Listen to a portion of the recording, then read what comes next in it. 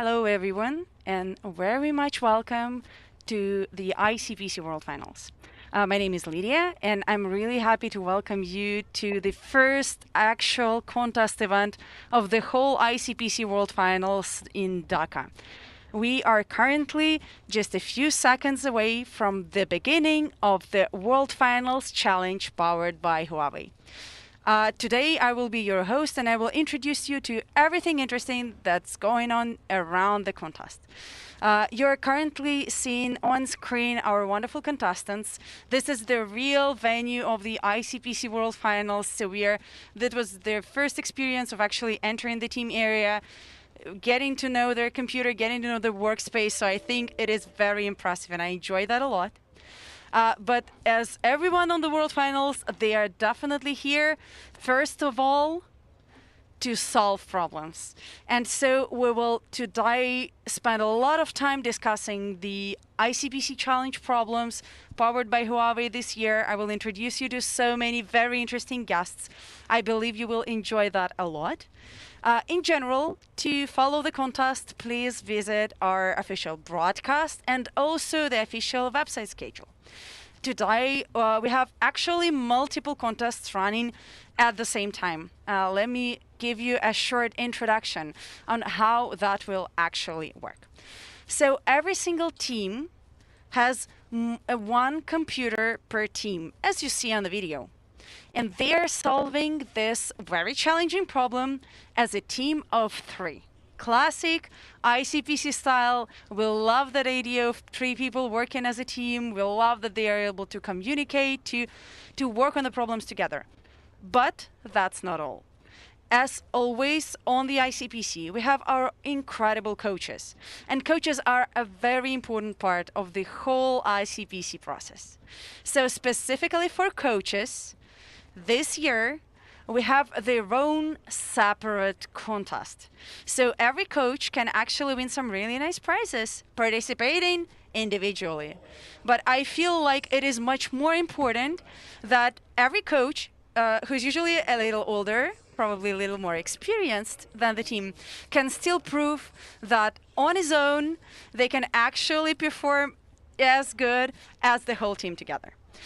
So here I'm showing you the current scoreboard. We have just started. The contest will last for 3 hours. And we have a separate scoreboard for contestants. We have a separate scoreboard for coaches. And my favorite part, we have common standings for the whole ICPC challenge this way, where we will be able to see if there are coaches that are actually still have something in them that can solve these very challenging problems in a limited amount of time and will be able to show their teams what they're made of. I think it is super exciting. We will return to the team area every once in a while for you to enjoy the general view of the contest floor. I hope that you will follow it closely and also try looking at your teams, cheering for them. I'm sure they will enjoy that. But now, we will definitely go to the problems. So today, I have a very special guest, and I'm really happy to have this guest online. We had a chance to talk before. I know that you will like this guest specifically because all of the ICPC knowledge and understanding of all the different and complicated problems. Please welcome Principal Researcher at Huawei Theoretical Computer Science Lab, Real Computer Science Lab, Ben Xiaohui. Hello, Ben. Give me just a second to bring you up on screen so that we can both see each other.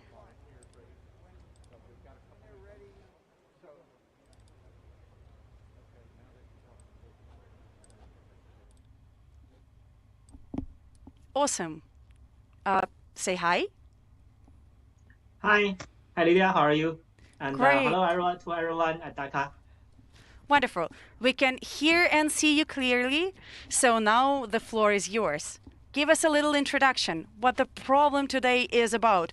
Where does the problem come from? Because this is not the first time Huawei introduces challenge problems for the ICPC. And I'm really excited every single time on how different and how real these problems are. What's the secret? Sure, yeah, I'll do that. Hello everyone. First, I hope everyone is having a good time here, there at Dhaka. Like Lydia mentioned, I used to be a ICPC contestant, so this brings some very good old memories. But unfortunately, I have never been to a final before. But I hope everyone is having a good time.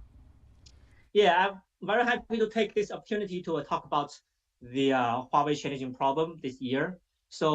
I'm not sure. I hope that everyone has already seen the problem already. But as you can see, this will be it's a very challenging job scheduling problem that comes from practice. This is a problem that is abstracted from our daily practice that we encounter this kind of problems at Huawei every day. So maybe I can tell you a little bit about the problem. So the formal statement, I think there should be a formal statement uh, somewhere that you can see with all the details. But in essence, what we're having here is a job scheduling problem. The goal is to have to schedule a set of different jobs with interdependency relations onto many different cores from different CPUs from different regions, such that our goal is to minimize the overall mix span. So we want to minimize the longest, the last finishing time of the last job. So in general, what we have here, what we have as input is we have a circuit board. I actually have an example that can demonstrate the problem. I'm not sure if can everyone see the. I'm sharing a screen. Can everyone see the screen right now? Yes. Okay.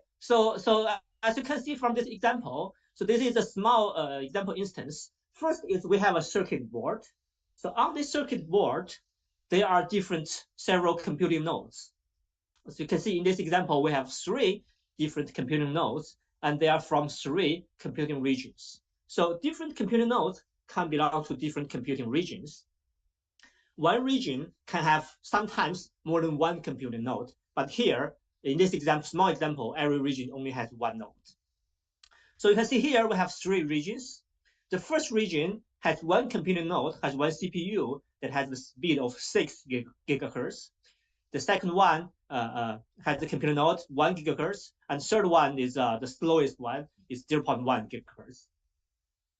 And in addition, each region will also have a shared memory. We'll have a memory slot. So this is only 1 per region. So we can see region 1 has a total memory capacity of 5,000 megabytes. Region 2 of 4,500, and region 3 we have a large memory of 10,000. So this is the setup. And what we want to do is we want to assign a set of jobs onto these different computer nodes in these regions. So as you can see the example on the right, we have a small job. And this program consists of several subprograms. In fact, we actually have a total of 10 different subprograms. Each subprogram will also have a size, which I'll talk about it later, which indicates how much the amount of computation it requires to finish this subprogram. And also it has another variable called data. This is the amount of data that it needs to write onto the corresponding memory. So we have 10 jobs here, 10 subprograms here, and you can also see that they are independence relations. So they are edges among these subprograms. So altogether, they form a directed acyclic graph, also known as a DAG. I'm pretty sure everyone know what it is. So, yes. I believe all our viewers do know the DAG acronym. They better do. I'm pretty sure, yes. So what we need to do is we want to assign these subprograms onto these different computer nodes, all right? And we have several basically constraints that we need to satisfy. So the first is that, first let's talk about the writing time. So if you assign some subprogram, for example, if we assign subprogram 6, which is on the top left, onto the second region, onto the second computer node, okay, then the amount of time it takes for it to finish running this subprogram will be the size of the 6, which is 1,000 here, divided by the speed of this computer node, which is 1 gigahertz. So it will take maybe about 1,000 units of time, okay, to finish this run. But if you assign this subprogram onto the first node, then it will only take 1,000 divided by 6, this amount of time to finish. So it runs faster because the first one is a faster computer node. All right. And the second is we have a memory capacity constraint. That is, in this case, you can imagine you may want to assign as many computer nodes, as many subprograms onto the fastest computer node as possible, of course. But unfortunately, this computer node from this computer region, the region has a memory capacity of 5,000 megabytes. So that means the total amount of data of all the subprograms that are assigned to this region, the total amount of data cannot be more than this amount, cannot be more than this 5,000 amounts. So we can maybe assign 6, 5, 8, 3, 10, these, and we cannot assign anymore. So we cannot basically assign every subprograms onto this fastest computer node. So this is a memory constraint. And finally, we have a delay, basically a time delay constraint. So that means, let me explain this. So you can imagine, you can see we have interdependent relations between these nodes. That means some subprograms cannot start until some other subprograms finish. So for example, here, we must first run subprogram 5 until it finishes, and then we will run subprogram 4. But here you want to be careful. So the rules are that if subprogram 5 and 4, for example here, if these two subprograms are assigned to 2 different computing nodes of 2 different regions, then there will be a signal delay, okay? So there will be a signal sent after the first subprogram is finished, and the second program must wait for the signal to arrive before it can start. So that means, for example, if 5 and 4, one is assigned to the first computer node and the other is assigned to the second one, then we will wait for the first one to finish, and then there will be a delay of 100, which is indicated on this graph, okay? We need to wait another 100 units of time until the second subprogram can start. So this means basically that if you want to make your program run faster, you want to make this delay as short as possible, or you can make sure that all these relations, all these subprograms are assigned to the same computer node, then there will not be any signal delays. Okay, so these are all the rules. You have all these constraints, and your overall goal is to assign these subprograms onto these computer nodes such that the overall mixed band is minimized. And here, by the way, here you can also notice that in this example, there is a very large, slow but large computer node or computer region, the last region. So this will always appear in all the inputs. That means the last node will have the largest memory capacity and the slowest computing power. And it will also have a very large delay to all the other regions. That means you probably want to assign to as few subprograms onto these nodes as possible. But it also totally makes sense, because in data centers, we have very different types of devices. There are barely any multi-purpose computers that can do all of that. Usually we use separate computers for data storage, and we use separate computers for computation. So it totally makes sense. But then how real is the problem? Can we expect some real-life data in the test samples, or is all data actually synthetic? Yes, we definitely can. So this problem is actually very real. This problem actually, I cannot say too much details, but this problem actually comes from our particle engineering problem.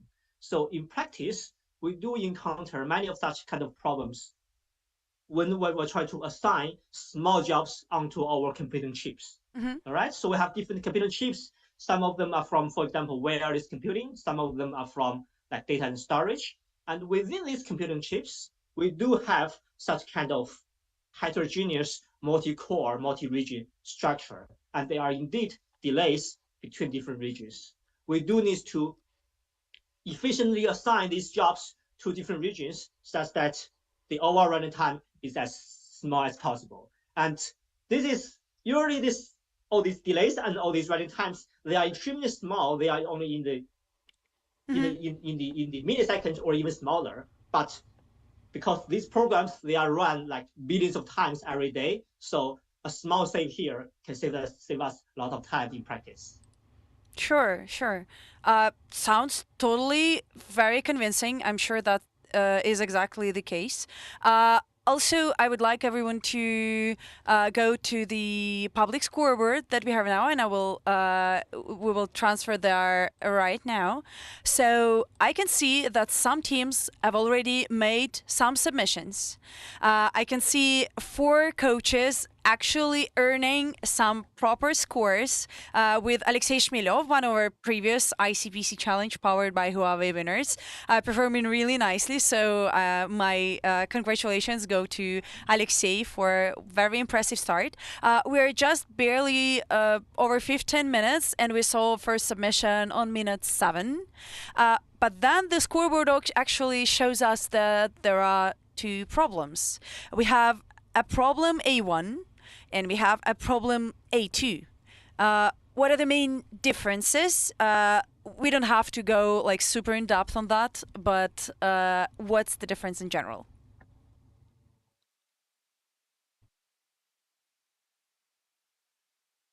Yeah.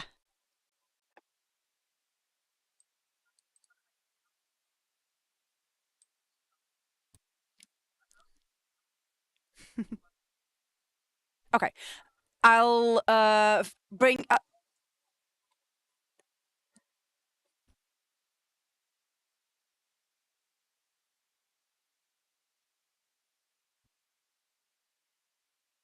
Mhm.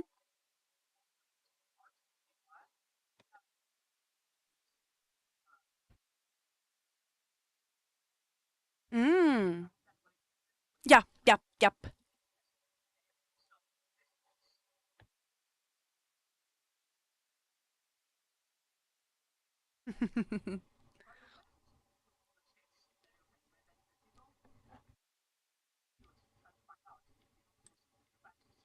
Hmm.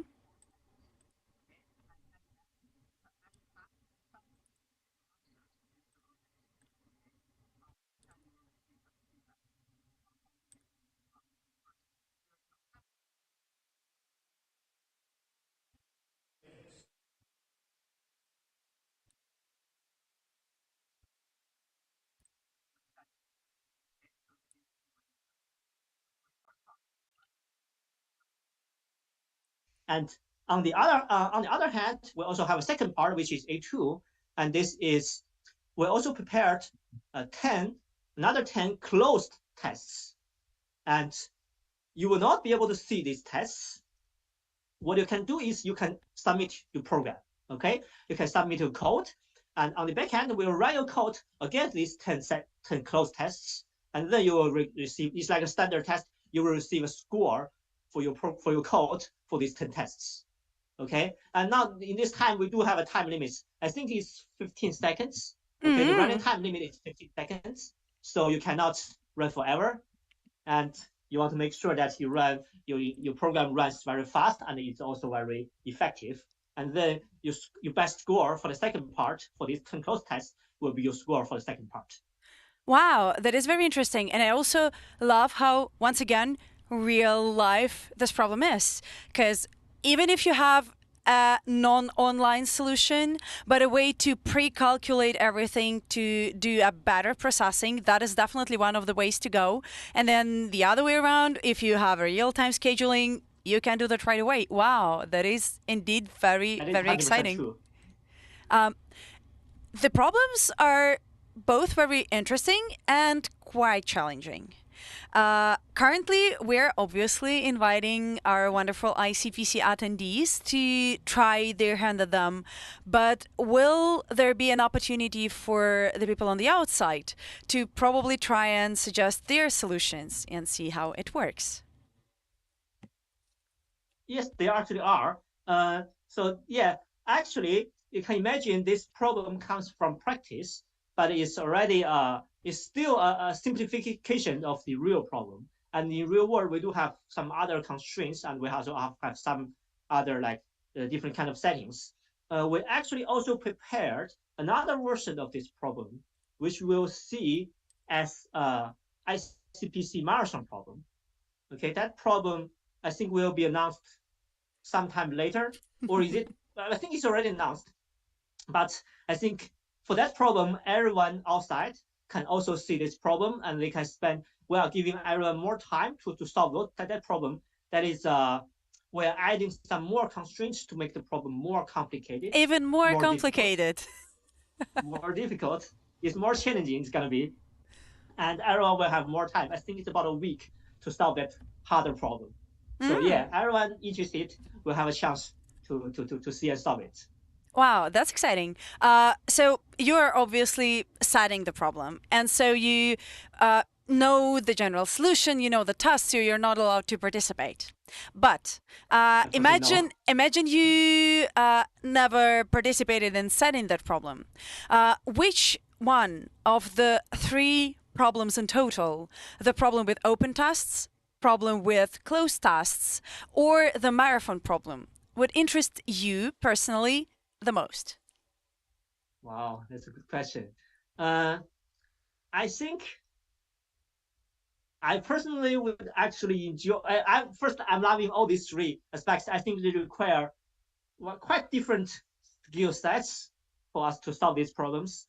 But Right. personally, I would actually be more interested in the marathon problem because Mm-hmm. that is actually indeed a harder problem. We have more settings. We have more constraints setting to set it to that problem. In that problem, we also have different memories with different read and write speed.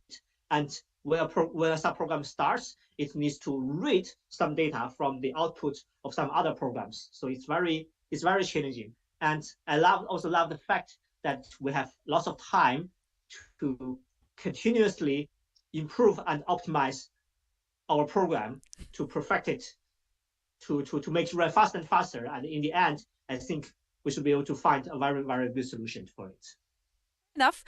Is this because it looks the most like your day job as well? Is this something that you mostly do while working at Huawei? So is your life basically a weekly marathon problem from ICPC Challenge? I'm gonna be honest, it's kind of similar. Yeah, our daily life centers around solving these kind of challenging problems. Yeah, and in many cases, indeed, we do have these marathon type of problems where we do have some time to solve, maybe a week or sometimes even longer to solve a very challenging, very very difficult problem. It's not gonna be for most of the time. It's not gonna be 3 hours. For example, we will have a little bit more time than that, but maybe a week, maybe 2 weeks, or sometimes maybe even a month or even months.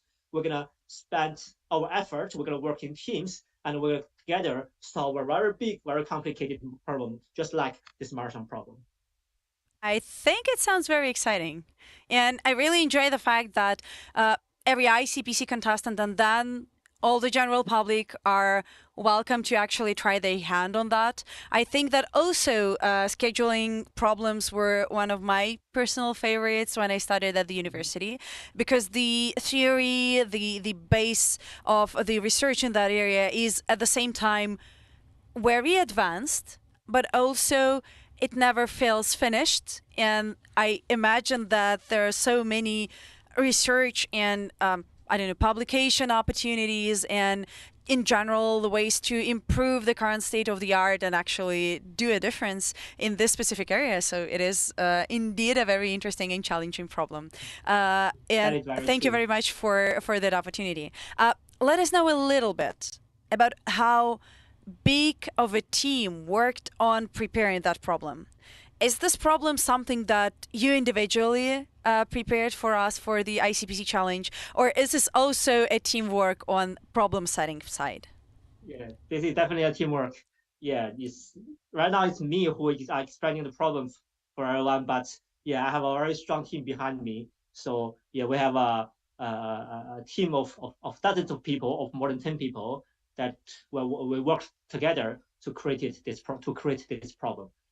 We'll have different roles. We discuss together to formulate the problem statement, and many of us also spend lots of efforts on preparing the test cases. So this is maybe a hint for everyone, but many of the tests, they are actually coming from real world. They're coming from practice. Not exactly the practice, the real data, but the data distribution and the structure of these tests, they are actually from real data. So we collect these real test data, and then we polish it, we modify it, and we translate it to the tests for these cases. So this is a teamwork. We have different roles, and we work together. We created this problem. Wow, it is a wonderful initiative, and we would like to thank you very much for coming up with these challenging and interesting problems. Thank you very much for explaining them. We will move throughout the broadcast now, and we'll return to the problem statements here and there. Also, I would like to remind everyone to visit the official ICPC website for the contest link, and also follow our broadcast if you want to know more about the challenge in general.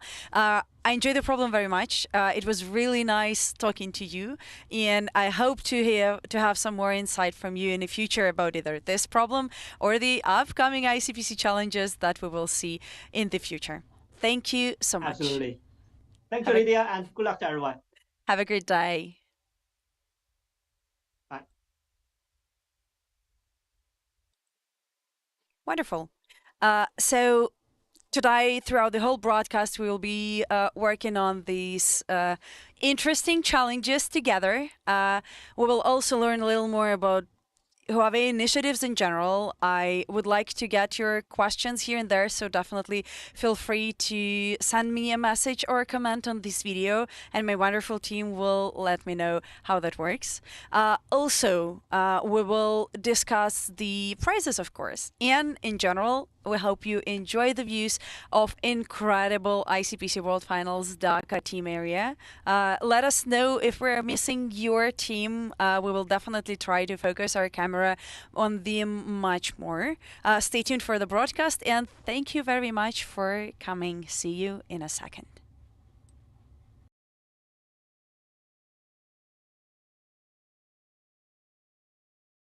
Every year, 40,000 of us across the world gather where 3 becomes to advance to the World Finals. There is a lot of smart people that they can make you smarter.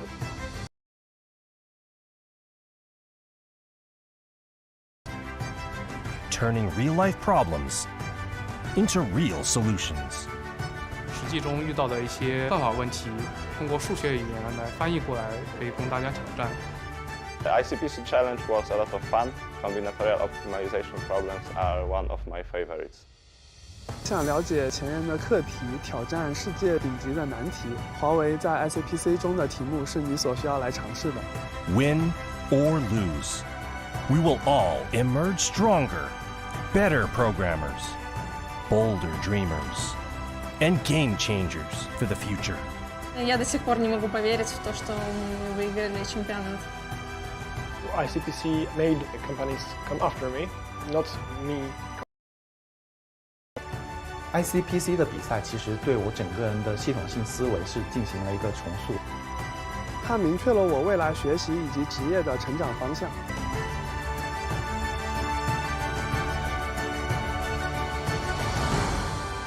For a life-changing experience, join the 2022 ICPC Training Camp, powered by Huawei.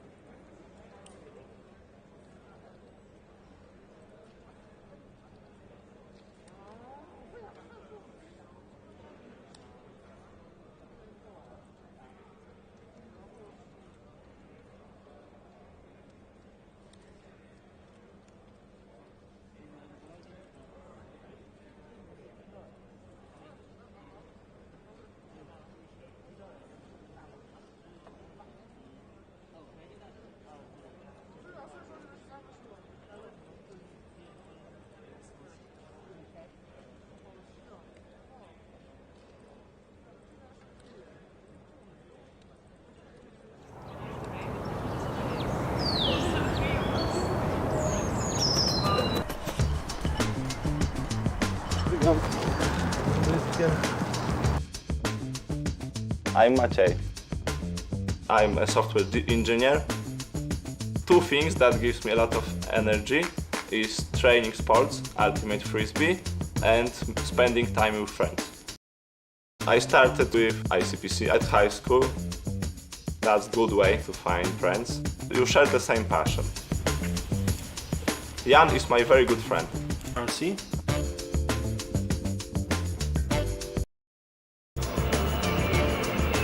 我是黄泽毅，2011年拿了亚洲赛的一个冠军。我是想说运气好。ICPC 的这个比赛其实对于我整个系统性的思维其实是起到一个重塑的作用。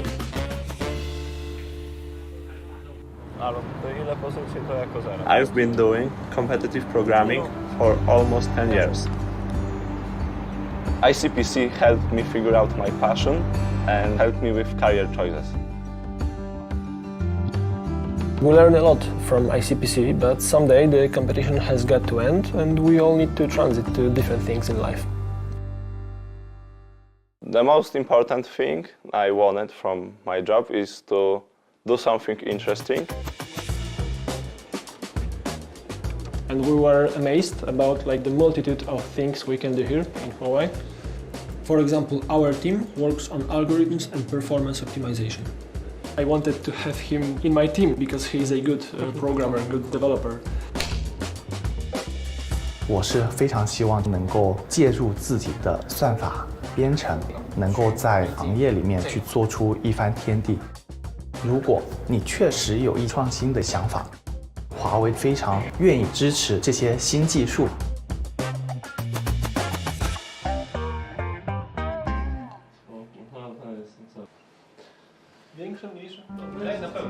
But at the workplace, it won't always be hunky-dory. There will always be problems that are difficult to tackle. 我印象中，围绕华为升腾芯片主打的一些算法，我们国内的团队其实已经苦恼了半个多月，做各式各样的一个调研，但是没有一个特别好的一个突破的一个方向。大家有其他觉得这条路能走得通吗？能做实验吗？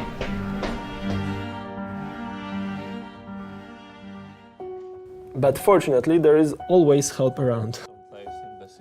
We were able to work with one another to tap on one another's strengths. There is one more person that really helps us, and this is our manager, Liang. I thought maybe this will translate, but it's not translating. He's helping with this task. He's making sure that we have everything we need to work on these tasks. He is always able to understand us. He wants to solve it as well as we want. 当我们一筹莫展的时候，东欧团队突然给我们抛了一篇理论，我也不知道该怎么用。深入去交流之后，给我的感觉是东欧的同事在幽暗的房间里凿出了一个小洞，透出了外面的光，让你一下子看到了希望。30% improvement, and with some new algorithmic idea, and we plan on patenting it. This actually proves that what you've done is really innovative, and it's not just some boring adaptation of someone else's work. 很少有公司像华为这么国际化的一个平台，让年轻的工程师能够接触到全世界各式各样的同行者，一起讨论、碰撞，去研究课题。这是一个非常难能可贵的一个机会。Congratulations! I went to Huawei. I can work on what I like to do and what I'm good at. Bigger achievement. I hope so.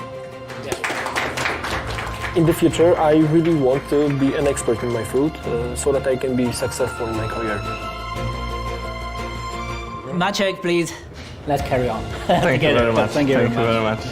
Okay. Move it to the future. I want to work on areas I'm interested in and when I can have an impact. 也希望能够更多的跟其他国度的工程师一起去做一些系统级别的创新，去做一些真正有社会意义的一些事情。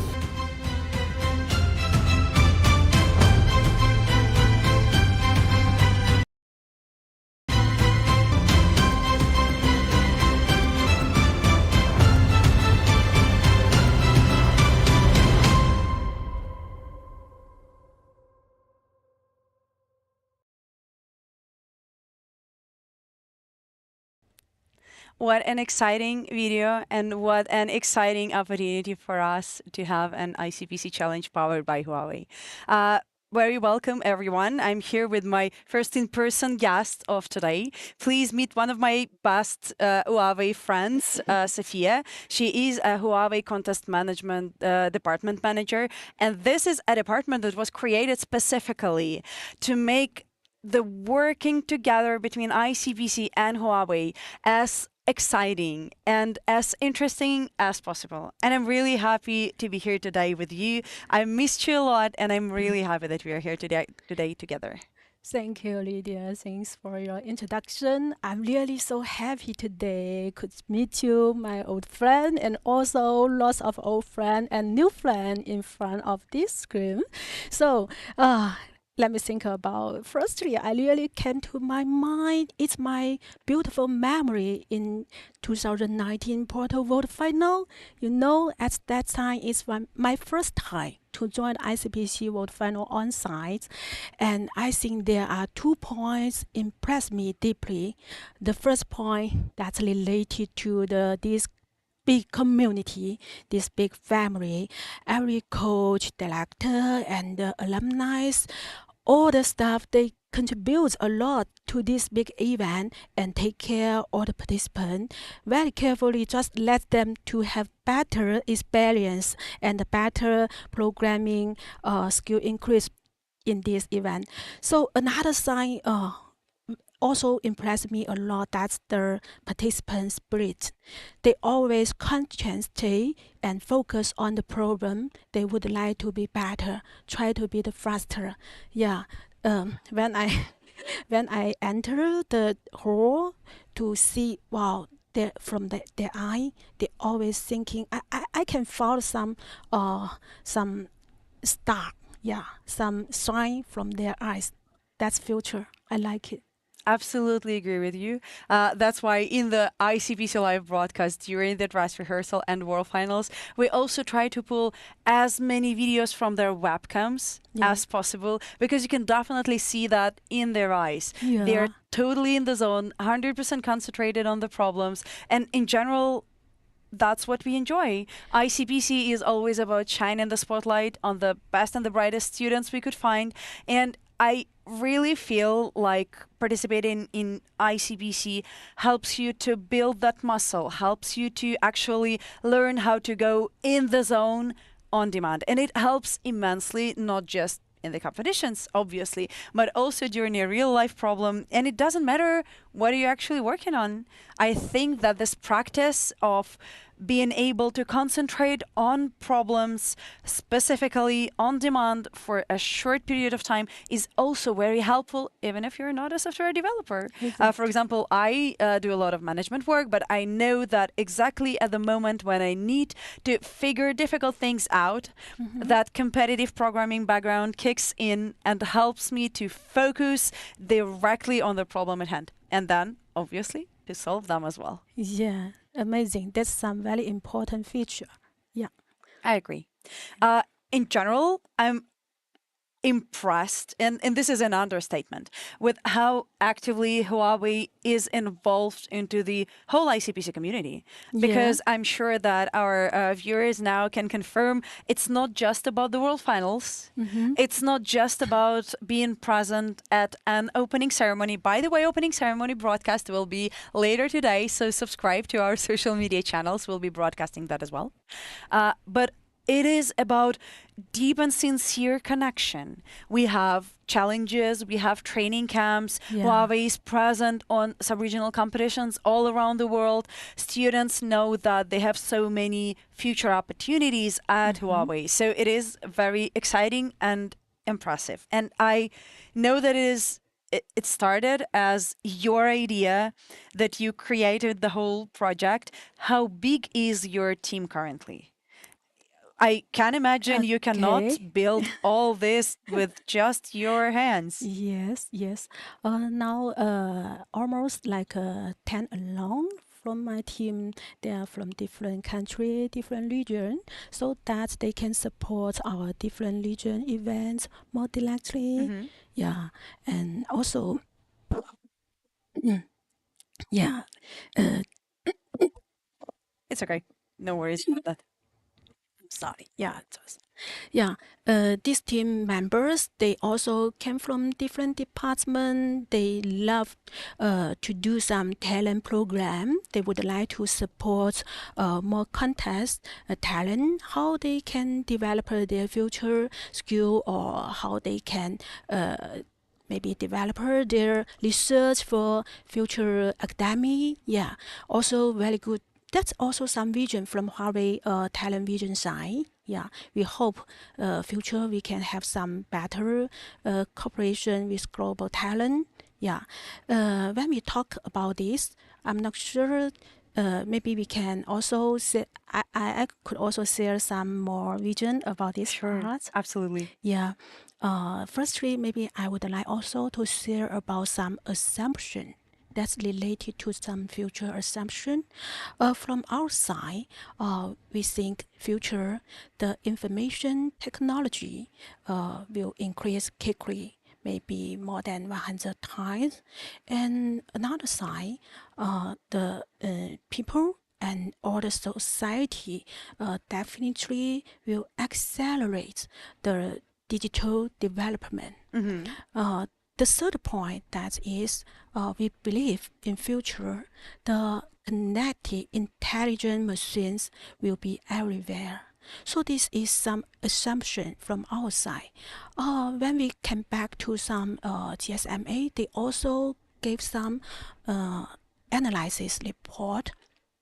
From that report, we can found that they predicting the global mobile broadband since 2011 to 2020 will increase, bigly in that number.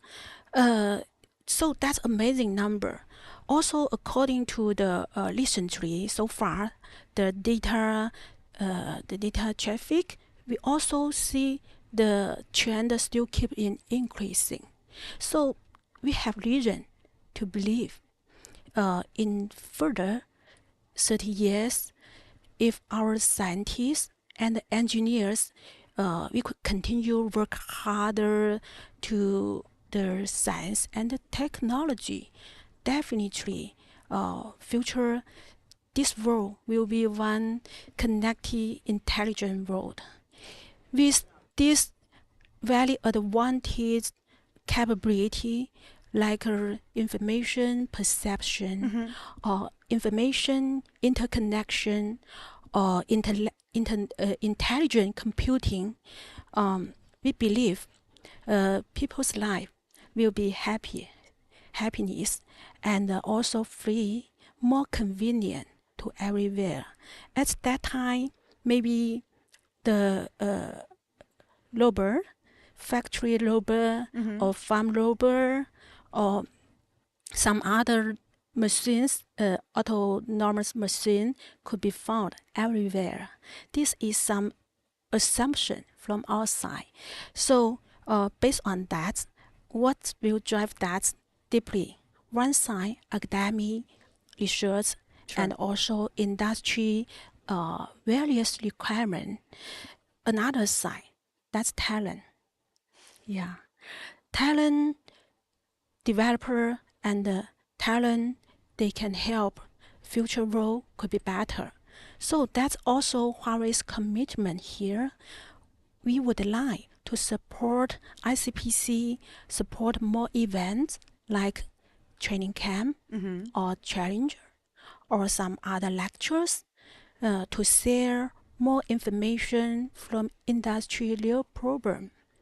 And we also would like to open some research platform that's related to the smart terminal and computing and also connectivity.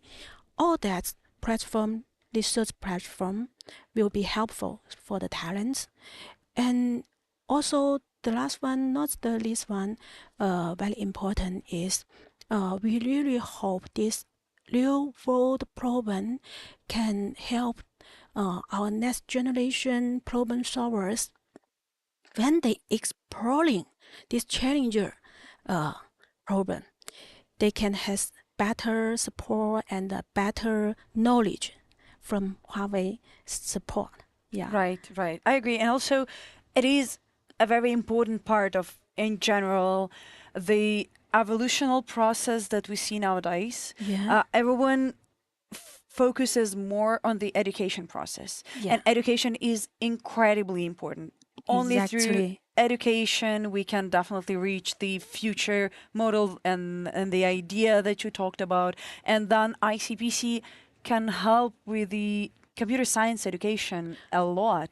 It not only provides learning opportunities, resources online for training and studying, Yeah. but also it encourages people to be better, to compete and to find this motivation in getting better every single day. Because it is quite difficult, specifically as you get older, to find motivation to reach for something new, to try to achieve new goals. And currently, I see that programming and software engineering in general is an excellent educational opportunity that is available for everyone, not just if it's your first attempt at going into a university, and not if even if you're just a high school student, even if you've already had a career in your life. Yeah. Try adding programming skills, adding software engineering to your career skill set actually helps us build a smarter future, do less things manually, do more automation, and reach for the new heights, which is incredibly important. And I feel like it is something that we're going to see more in the future, definitely with the help of your initiatives as well. So this is very exciting. Also, a very important, and in my point of view, the most significant effort that you do for the ICPC on behalf of Huawei is connecting Huawei engineers to ICPC and ICPC students. So we've just finished talking with Bei Sahui, and he's a professional computer scientist. Exactly. He is not working on your team full-time in the ICPC communication process. But he was here to explain the problem. He was interested in actually giving this problem to ICPC contestants. He was very much looking forward towards the marathon version of the problem. Let us know, how do you actually build those connections between competitive programming and real-life engineers working on their very difficult day-to-day problems? Okay, yeah. Mr. Bei Xiaohui really very amazing, college in Huawei. And also, there are lots of some other colleges from different departments. They also work on some problem that's related to algorithm. So maybe I can share some key points how we work that to ICPC challenge program. Only if it's not a secret, because I can imagine a lot of companies want to know how you do it so that they can do challenges as well in the future. Are you sure you're ready to share? Oh, yes, of course. Yeah, because from my side, from our side, I think open problem to more participants, that's some good thing and a great benefit to this community. We hope we can work on this together with the whole ICT company. Yeah. Okay, so I think there are several key points. From my side, I would like to share now.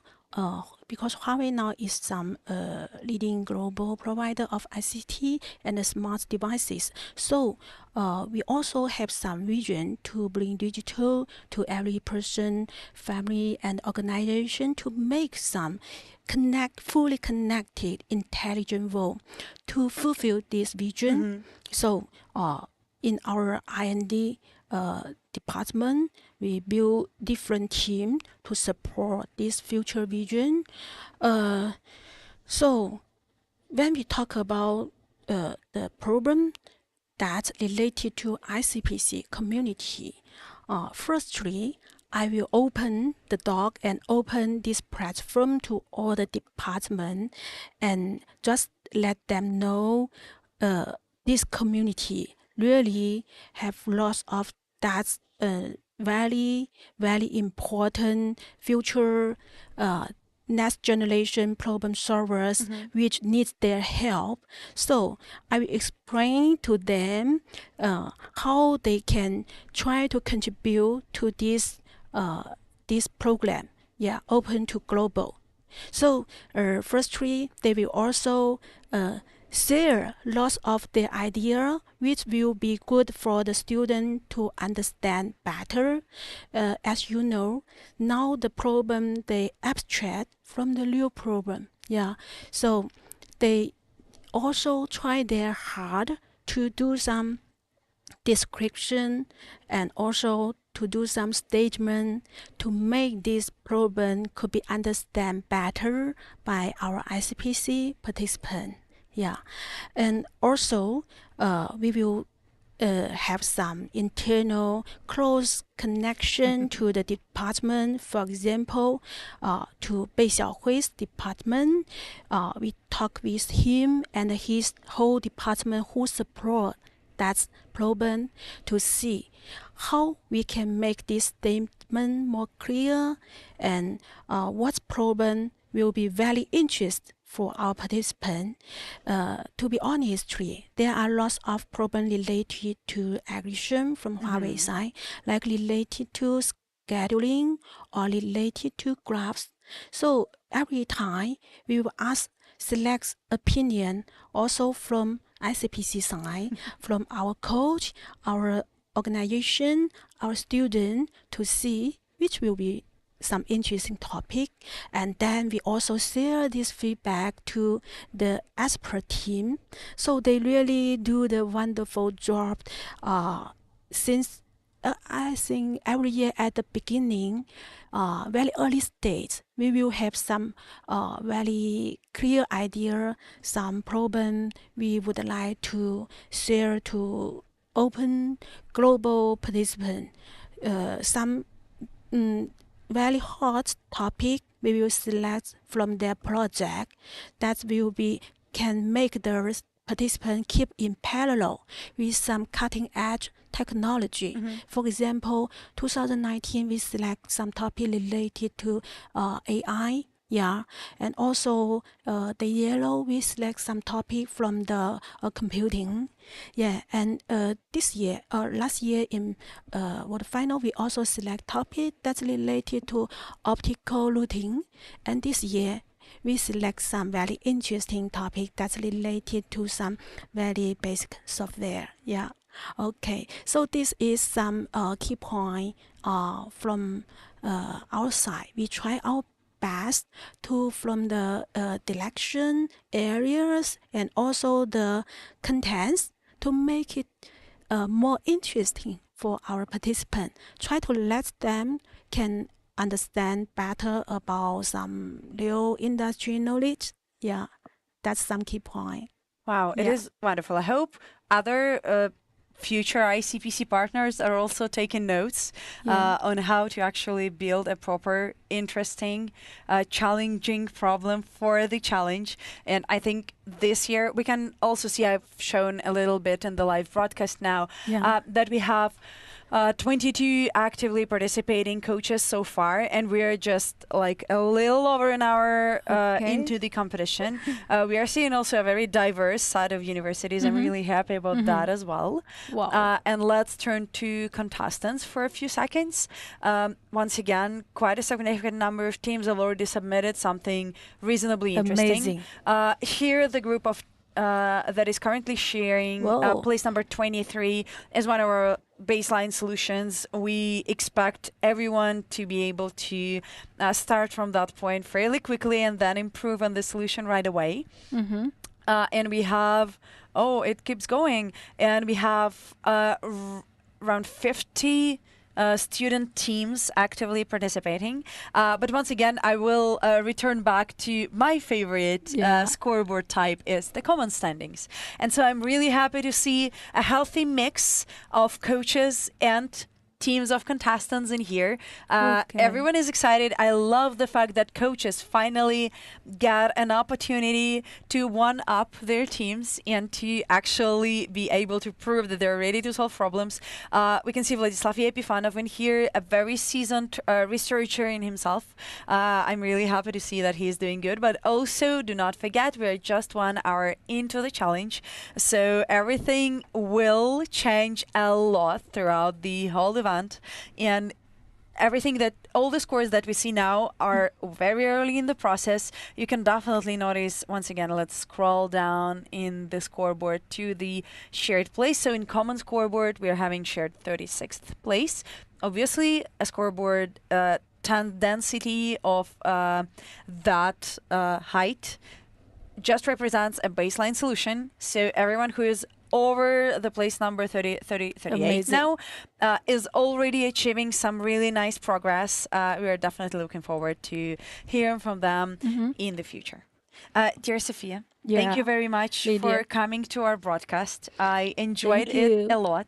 I'm very much looking forward to your future endeavors and interesting opportunities that will be provided by you to our contestants, and definitely subscribe to Sophia Everywhere to know more about the future ICPC and Huawei partnerships and opportunities.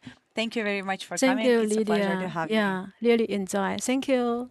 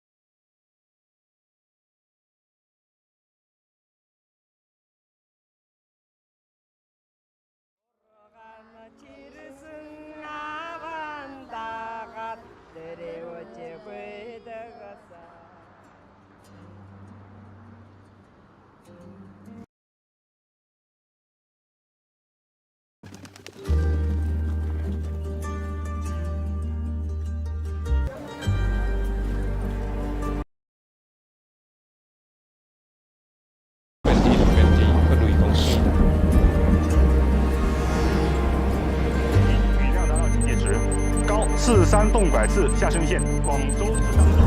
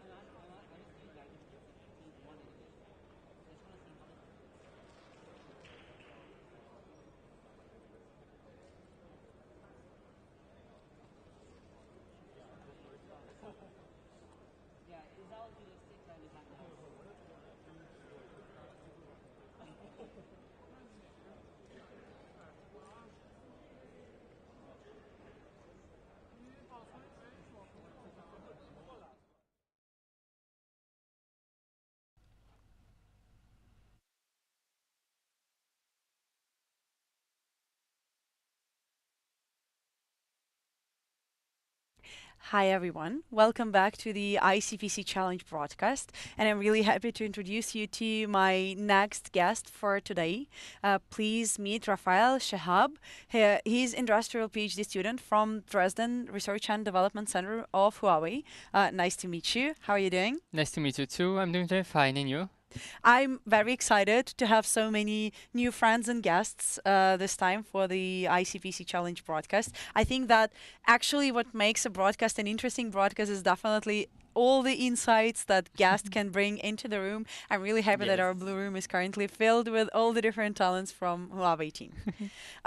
What does industrial PhD student mean in general for Huawei? Because I'm sure some of PhD students are currently following our broadcast and they're familiar with that part, but how it works with being an industrial PhD student? So the thing about being an industrial PhD student is to do some research that is very applied and kind of connect together both the academic perspective and then like workers perspective. So the research that I do for the university is also applied and together with what I'm doing at Huawei to kind of give something more interesting, more applied, and kind of have something very cool, very nice that has some interesting like discovery, but also can be used in the real world and be a nice solution in general. So do you feel like you're 50% university and 50% Huawei at the moment? So the thing is that I feel like they both combine. So like I'm 100% one and 100% the other. Wow. They're really like coupled together. Wow, that is very exciting. I think that's, in general, a really nice practical opportunity. Obviously, there are some fields of studies where everything can be done in academia. Yeah. Something very fundamental, pure computer science problems can definitely be not just solved, but also comfortably worked on in a pure academic environment of a university. But then currently we have so many pressing problems in software engineering process, in applied computer science. Like, once again, we do have graph problems, but obviously networking companies have graph problems as well. And it is very important to solve them not in a general case, but in that specific application case where everything should work in real life and not on synthetic data. So it is very exciting that you're able to actually combine the two and enjoy, and it works as a real life product altogether. It is indeed very exciting. So you're now over your master's level on a PhD student level. Yes. Tell me a little about your bachelor's, master's, previous education, and probably you have some part of that in relations to the ICPC. Have you ever been an ICPC contestant? Okay, so maybe I can start with the ICPC and kind of go chronologically. So I did the ICPC during my entire undergraduation. So starting in 2015 up until 2019. And at the final year in 2019, I managed to get to the World Finals in Portugal, in Porto. And right after I finished my undergraduation, I met with the guys at Huawei in the booth, and then we talked, we chatted a little bit, and then they told me what they were doing. I thought it was really cool, so I just immediately joined. Wow, so it actually works. Yes. Wow, wonderful. By the way, our wonderful contestants, we are not streaming from over there, but in general, all the ICPC participants are very welcome to Hall 2, where they can communicate with all the industry representatives, enjoy our showcase and chill zone for that, and probably be just as successful as Rafael at finding the new, interesting, challenging problems to solve at both industry and academia. Yes, we have a very cool chess set there if you want to play, so we can play with us at any time. Wonderful. So you've been participating at the World Finals level or before. How was your general ICPC story? So if I go back to the very beginning, so when I was still in high school, I started... How old? 12, oh maybe? My God, but that's like, so early. So I actually started by doing like physics competitions, like physics Olympiads. And then from physics, one teacher of mine said, okay, we also have like a math one. Do you want to try it out? And then on the next year, I tried it out. And then from this math one, the next year they say, okay, we also have an informatics one. Do you want to try that one out? And that's how I started actually everything. So you've been trying to catch them all. A little bit, like actually. Pokemon style. That's exciting. And also, it is really not that uncommon for those of our viewers who are probably not currently into the whole high school Olympiads and in general the competitive circle. We have a number of ICPC alumni, even ICPC world champions and medalists who've been successfully combining their computer science and programming career with a professional physics or professional mathematical career. And it may seem a little more natural with the combination of mathematics and informatics, because even sometimes on the ICPC teams, I'll switch to the team area for a second, just so you can get the general understanding. So we have one computer per team, right? And so it is very important to use that computer effectively. And one of the very common ways to do that is to actually have one contestant on the team being a pure, I'd say, mathematician or computer scientist, but in a sense that they're not actively coding during the World Finals. So you have one brain working on solving the problems for the full 5 hours. Yes, then only doing paper. Exactly. Then taking a few minutes to explain the problem to one teammate and then another. And then the teammate that understands the problem solution at the moment goes and sits at the computer. Also, please notice how professional the World Finals are. All the computers are actually on the side. They're not at the middle computer, because you need exactly that communication pattern. Yes, exactly. One person sits at a computer and implements a solution, and then other two can work together on the next problem and figure out how that will work. And I think that's a great combination with mathematics and computer science and informatics in here. But also, physics is the OG applied computer science. Don't get me wrong. I am sure that there are so many difficult and interesting problems in pure physics as well, but then mathematical modeling appeared not out of nowhere. Very applied problem, very important real life problem with all the production and engineering in general. Computational resources just revolutionized the whole field. So I feel like every single physicist, once again, there are pure theoretical physicists, but then actually every single proper physicist is a software engineer, because it's just a job requirement nowadays. So it is very exciting. And I'm really happy that you had wonderful teachers who actually introduced you to all of them and never forced you to choose one over the other. It is an exciting thing. It was actually very great, because like it was one teacher incentivizing one, and then another came along, and then so on, and kind of this progression of people incentivizing this and that. It was pretty cool. Wonderful.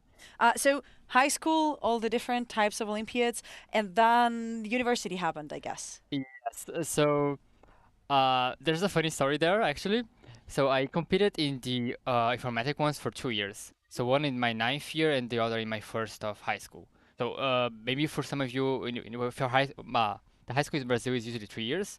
If yours is 4, then it'll be like the first and the second year that I did. And after this year, I actually managed to pass to university, so I just entered directly and skipped the rest of high school. Wow, it is quite a shortcut. It saved you a lot of time, I can also imagine. Yes, it took me 2 years actually. Wow. So I joined university with 15 years. Wonderful. That is very impressive. How was the university? I mean, enrolling into a bachelor's program at 15 usually takes quite a lot of time. You need to spend a lot of time studying. And I also can kind of guess you did not go to the easiest university in the country, right? I assume your university was quite challenging as well. How comes you have enough spare time or extracurricular time to do ICPC? I think for me is that from the very beginning I wanted to continue. So I already kind of planned myself on how I was gonna do the university with ICPC.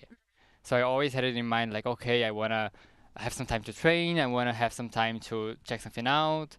So from the very beginning, I tried to find like, okay, is there some team in the university? Is there someone like handling this? And there was. And so I started just going in like the group itself and like the community as a whole.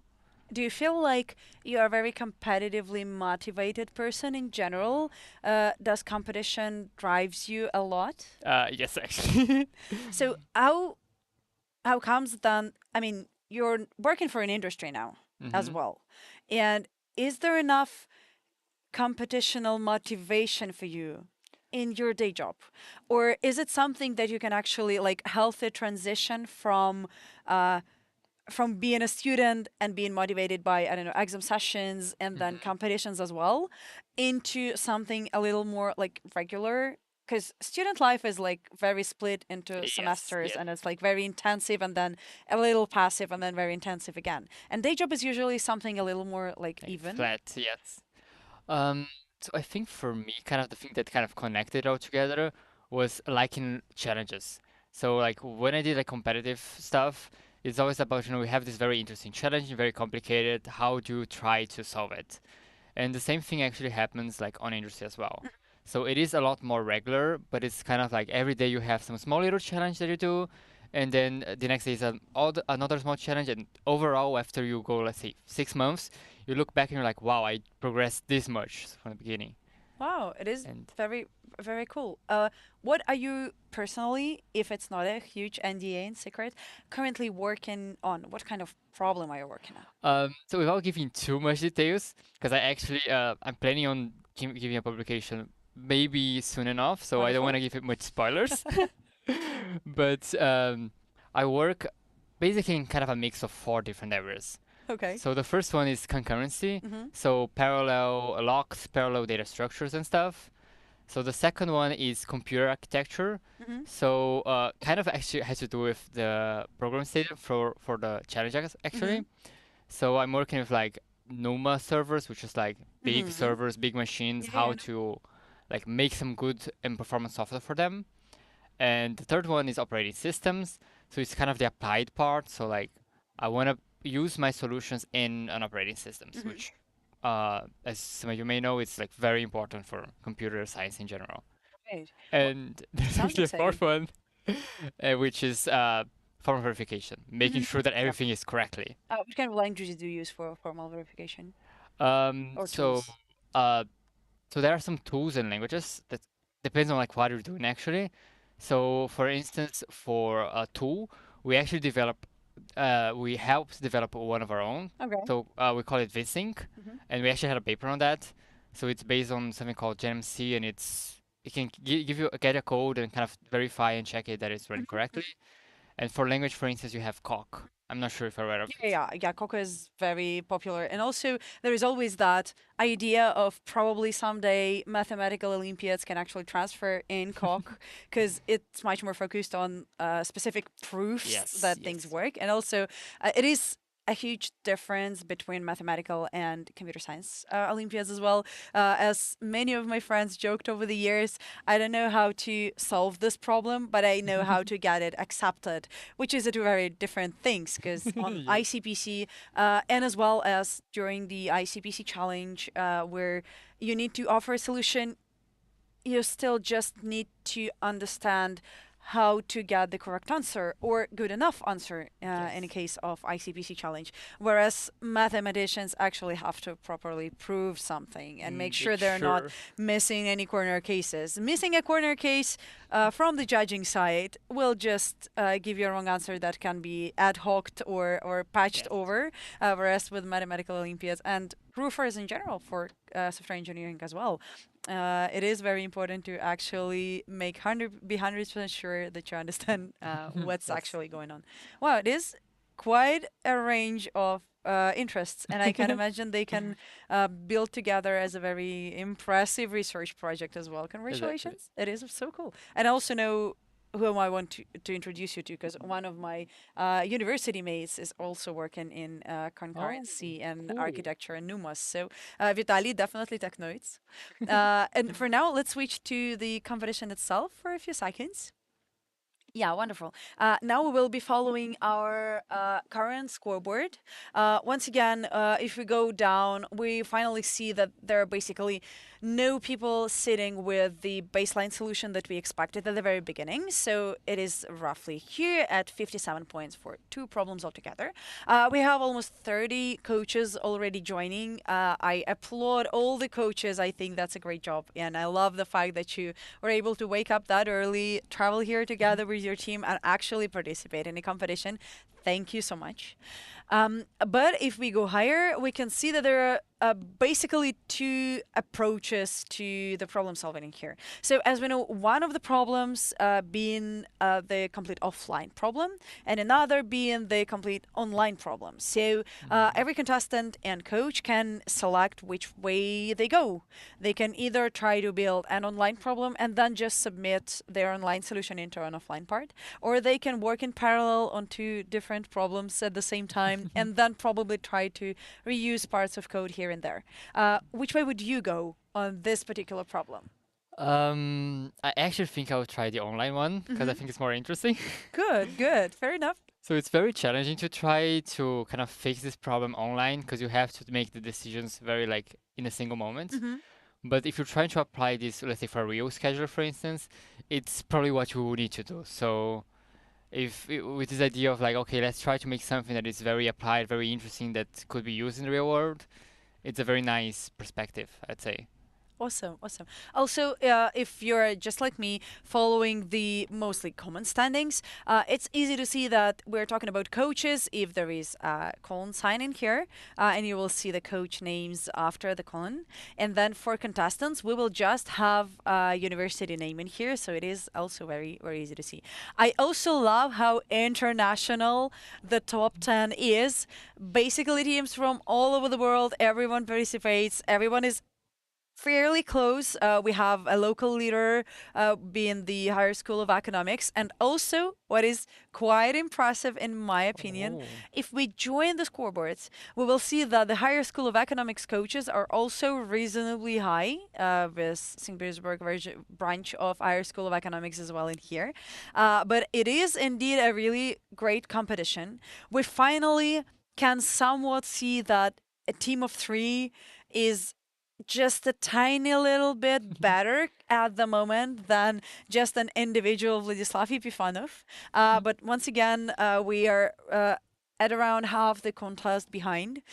So these results are not final. And also, as far as I understand, the scoring system is fairly natural. And so contestants can actually try to hide their scores. So they can work locally, actually not try to submit anything up until the very end of the contest, and just go into the scoreboard to grab the prizes if they see that they're in the prize range. So this can be an interesting challenge. Also, another trick that I've heard from some of the contestants previously on the marathon style competitions is that sometimes they built their solutions in such a way that, say, 10% of test cases are broken. But then when it's time to submit the very last minute, they enable their code to work on all the test cases to achieve the final results. So, for example, what Vladislav may or may not, I hope not, but still, may or may not be doing right at the moment is actually having a real score of, say, 800 points on subtask A1, but having exactly 10% carefully shaved off just with, I don't know, throw exception line to make sure that National Research University Higher School of Economics is not like super motivated and feel like comfortable and relaxed that they're firmly in the first place when in fact they're just not. So there are so many interesting tips and tricks and work to actually not just try to fool your competitors, but also to fool yourself a little bit, to make yourself feel a little more comfortable, to make sure that you're not under that immense pressure that you're usually at during the competition. So it can be quite an interesting strategical part. Yes, it really is a competition when you have the tricks, right? Right, I totally agree. Are you cheering for any particular university this time, during the World Finals or during the challenge? Okay, so for the challenge, I'm quite neutral. But for the World Finals, I'm rooting for all the Brazilian teams out there. Oh, wonderful.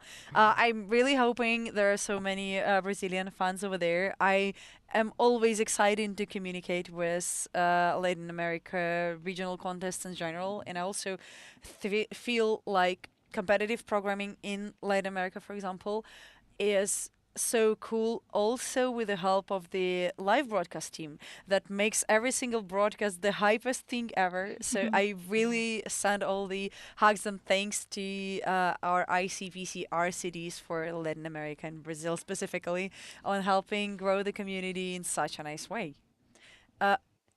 We'll just scroll through the scoreboard a little bit. Here and there, we see really solid solutions. For example, please make sure that you notice the blank squares in some of the subtasks. You can feel like University of Oxford is just in 35th place, but yeah, well, no, actually, their score in EAFIT University score on subtask 2 with 500 points actually would put them firmly in somewhere of a leadership group, like in top 20, based on their performance on the A2 subtasks. So it is indeed very easy to miss some of the favorites over there. They don't have to submit both problems at the same time, and there is no penalty time. So I feel like teams quite enjoy not opening all the cards right away and actually being able to add some extra strategic level in here. So it is a very important and interesting part of the challenge today. Also, sometimes we can see submissions marked with a question mark, and just to avoid any confusion, it means that University of Waterloo currently submitted an attempt on subtask A2, and this attempt is under evaluation. So as soon as we will evaluate that score, it will turn into a proper number and the team will go either up or stay in place if their score has not changed. And also, once again, as it is often the case with marathon machine learning optimization problems and such kind of contests, we will account for the best score throughout this competition because we do not have any private test cases as far as I know in this problem. So all the scores that you see are, say, the pessimistic scoreboard. Things will not go worse than this, but teams can definitely improve in the future and submit better and better solutions as we go. I will scroll down to the very bottom of the scoreboard, but I would also like to get your opinion on when was the first time you saw these problems. Which way would you go to solve them? It will be a hint to everyone solving the marathon problem in a few days from now, but still I feel like you can give us a very interesting insight on that. Okay, that's an interesting question. So I think probably the first thing that I will try is to just pick a small part of the problem and just do it for that. So like ignore like let's say half of the program, just make it much more simpler and just try to make a very good solution for this, and then progressively try to account for more and more bigger like constraints and the problem as a whole, which is I think something that a lot of teams do. So many of them started by sending like the very basic solution with like the 50 something score, and then progressively getting better and better. And yeah, is this also something you do while day jobbing? So when you build a new project or start a new research attempt or like a research topic, do you also do that incrementally so that you have all the intermediate steps at hand? So yes, very much. I'd say that it is even more incrementally than here. So not only do we increment like the solution that you're doing, but even like the question that you're solving can be incrementally changed. Oh. So you can start by, okay, I want to show this problem here that is very hard and stuff, and then okay, I'm gonna try the solution, maybe that one. Oh, maybe I found this thing interesting, and maybe like if I change the question, I can do something kind of more specialized and even better. So you can kind of incrementally change like what is your solution, what is your problem, and even like what you expect from this. What is the improvement that you're expecting?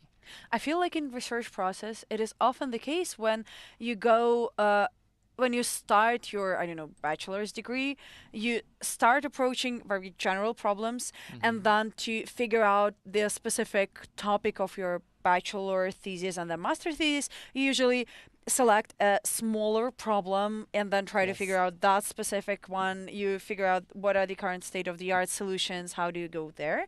And then as soon as you transfer into your PhD research, you're actually turning around and trying to solve bigger, stronger, more difficult problems, not something really specific, but now something quite fundamental as well. Yes, I'd say it's something like this, exactly.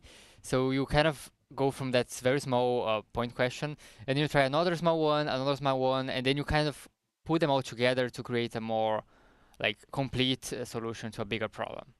Do you feel like that's also something that many contestants sort of miss on? Because it is not that often when ICPC contestants continue within research area. Most of them are still going to pure industry, larger companies, or sometimes their own startups. But I think just a few of them actually go and continue with academia. Is this something that should be improved on, in your opinion? I think so, yes. So I really think it's a very cool like continuation of ICPC in a way. So like in my opinion, one of the biggest things that you learn in ICPC is to kind of think out of the box, but in a very structured way. So for instance, you have a program that is not like immediate solve this like implement this algorithm or solve this equation, but it's more like, okay, we have this problem here, then you need to transform it in something else, maybe split it a little bit, try to abstract it away, and this is also something that like industry continues on, so it builds upon this concept to include like also abstracting away and like splitting like the problem, the solution, the improvement, and I think it's a very nice like let's say more general approach, kind of like the bachelor's and the PhD thing. It's similarly what we do in ICPC can be expanded upon and become like research as a whole.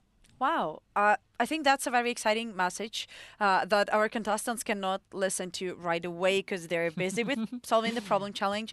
But if you're an ICPC alum, definitely, I think that you're also clever enough and also have a really nice fundamentals so that you can actually make a difference in the proper computer science research. And there are so many interesting and challenging, I guess, what's more important and what's more fitting for the challenge today, problems to solve. So definitely give it a try. And also, if you're interested in Rafael's specific research topics, just reach out and definitely share your opinions and ideas. And we'll hope we can continue the general conversation of bringing computer science research and industrial PhD programs closer to the ICPC contestants for the whole benefit of everyone. Yes, for sure. So I'll be here at the World Finals for the entire time, and if any contestants or coaches or whoever is here want to talk with me, I'll probably be at the booth at Huawei, or you can just reach me out in the hall or anywhere. It is very exciting. Dear Rafael, thank you very much for coming. I enjoyed the conversation a lot. I think that we covered a lot of very important topics, and I'm very much looking forward to future endeavors that you will have together with ICPC and Huawei, obviously. Yes, me too.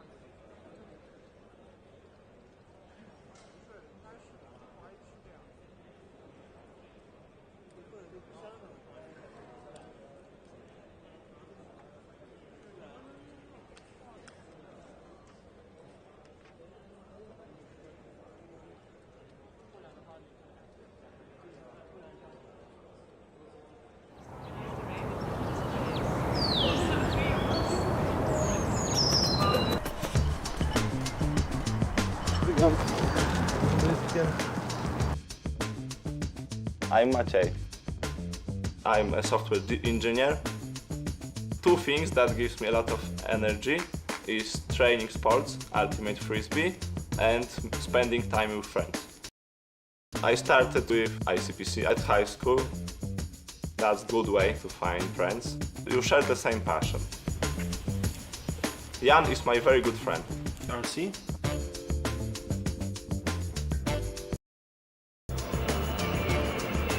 我是黄泽毅，2011年拿了亚洲赛的一个冠军。我是想说运气好。ICPC 的这个比赛其实对于我整个系统性的思维其实是起到一个重塑的作用。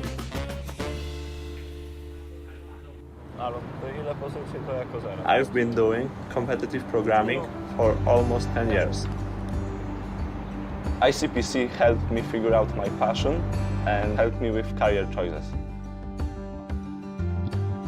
We learn a lot from ICPC, but someday the competition has got to end and we all need to transit to different things in life. The most important thing I wanted from my job is to do something interesting. And we were amazed about the multitude of things we can do here in Huawei. For example, our team works on algorithms and performance optimization. I wanted to have him in my team because he is a good programmer, good developer. 我是非常希望能够借助自己的算法编程，能够在行业里面去做出一番天地。如果你确实有一创新的想法，华为非常愿意支持这些新技术。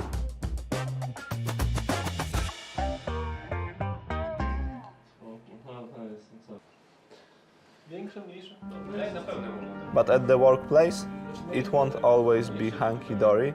There will always be problems that are difficult to tackle. 我印象中，围绕华为升腾芯片主打的一些算法，我们国内的团队其实已经苦恼了半个多月，做各式各样的一个调研，但是没有一个特别好的一个突破的一个方向。大家也有其他觉得这条路能走得通吗？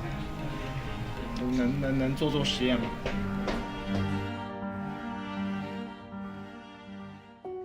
But fortunately, there is always help around.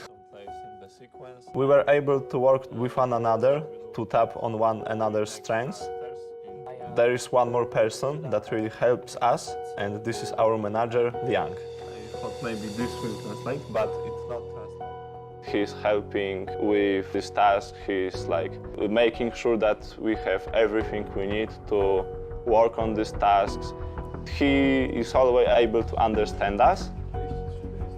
He wants to solve it as well as we want. 当我们一筹莫展的时候，东欧团队突然给我们抛了一篇理论，我也不知道该怎么用。深入去交流之后，给我的感觉是东欧的同事在幽暗的房间里凿出了一个小洞，透出了外面的光，让你一下子看到了希望。30% improvement, and with some new algorithmic idea, and we plan on patenting it. This actually proves that what you've done is really innovative, and it's not just some boring adaptation of someone else's work. 很少有公司像华为这么国际化的一个平台，让年轻的工程师能够接触到全世界各式各样的同行者，一起讨论、碰撞，去研究课题。这是一个非常难能可贵的一个机会。Congratulations! I went to Huawei. I can work on what I like to do and what I'm good at. Bigger achievement. I hope so. In the future, I really want to be an expert in my field so that I can be successful in my career. Maciek, please, let's carry on. Thank you very much. Thank you very much. Okay. Move it to the future. I want to work on areas I'm interested in, and when I can have an impact. 也希望能够更多的跟其他国度的工程师一起去做一些系统级别的创新，去做一些真正有社会意义的一些事情。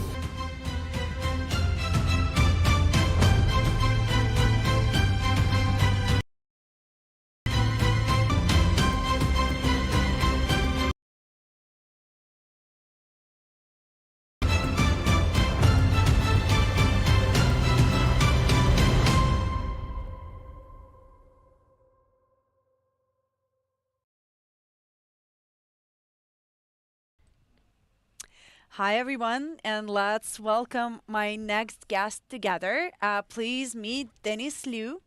He's a Huawei ICT Computing Business Product Line representative with over 10 years of experience at Huawei specifically. And I'm really happy that Dennis is able to actually join us today. Thank you very much for coming to the live broadcast. Okay, nice to meet you. How do you like it at the World Finals? Is it an incredible large-scale event? Let's just take a second look at the team area. It is just incredible this year. Yeah, it's got me so excited, you know. I think this is my first time to pay more attention to this area. Before that, I never, I work on some technology development into product, and I face to the customer. But right now, I face to so many allies, so many top talents here. I'm so excited, yeah. Agreed. Yeah. And also, this feeling never goes away. Yeah. The first time I went to the World Finals was a little over 10 years ago, and I still remember it to that day. It is super exciting. It is always a great opportunity to meet wonderful people, and I'm happy to say that I still keep in touch with so many of them. It is a wonderful community, and we are very happy to have you on that community as well from now on. So really looking forward to you on the next World Finals as well. Okay, so you're welcome. I'm pretty good. Let's take a second to look at the latest developments in the scoreboard. National Research University Higher School of Economics is still firmly in the lead with their submission at 1 hour 13 minutes. We are currently at 2 hours into the contest, just 1 hour remaining. So we're moving from to the end game. So all the tricks and tips that I provided you before in how to actually make sure that your competitors do not think that you have the problem solved, but you do, are now out of the window. Everyone is currently starting to submit the best possible solution they have. And one of those examples for that is actually Gennady Korotkevich submitting both solutions for A1 and A2 at the same time at 1 hour 51 minutes, just a few minutes ago. But we also can see that so many new submissions are coming in every second. Here in light gray, you can see the time of the latest submission done. And basically, only Higher School of Economics has the oldest submission ever. And then everybody else been just submitting relentlessly. We have 1 hour 56, 1 hour 59. Submissions are coming in and are getting evaluated just as we talk. We also have a really nice mix of students and coaches. So students are in the 1st, 3rd, 4th place, and then 7th, 8th, 9th, and 11th in my screen. And then we have coaches on positions 2, 5, 6, 8, and 10. I really enjoy that competition. Once again, I cannot stop repeating that, but I really like how coaches are actually put to a test right now and how they have a chance to prove that they still have it. It is indeed a very exciting thing. Top submissions are currently at around 830, 800-ish for A2, whereas A1 turns out to be a little more difficult, which is also very natural for problems of that kind. And then let's scroll down just to check on the baseline level that we usually have a number of teams sharing that position on. Top 30, everything is very competitive. Nothing really to investigate that much over here. But then our baseline level is basically it's basically over. Everyone submits original solutions. Everything looks very solid. We really enjoy the fact that so many teams participate. Here is the baseline. We have over 100 teams making significant improvements to the baseline solution. It is exciting, and I'm very much looking forward to seeing what's going to happen in the last hour. Let's scroll down to the very bottom of the page. Once again, you cannot stop counting on any one of those. Even if the team currently has just a minuscule score on just one of the sub-problems, we are sure that at any moment they can submit a really nice solution and go up to the very top of the scoreboard. There is no additional penalty time, so everything that they submit just goes into the scoreboard right away. And it is a super impressive result. We have submissions of over 140 teams, basically every single team that we have here on the World Finals. So thank you very much. We enjoyed that a lot. And we also enjoy, obviously, having contestants with us. Now, a few seconds for the contestant scoreboard. Let me know in the comments if you want me to focus on one particular team. I will try to talk a little bit more about that.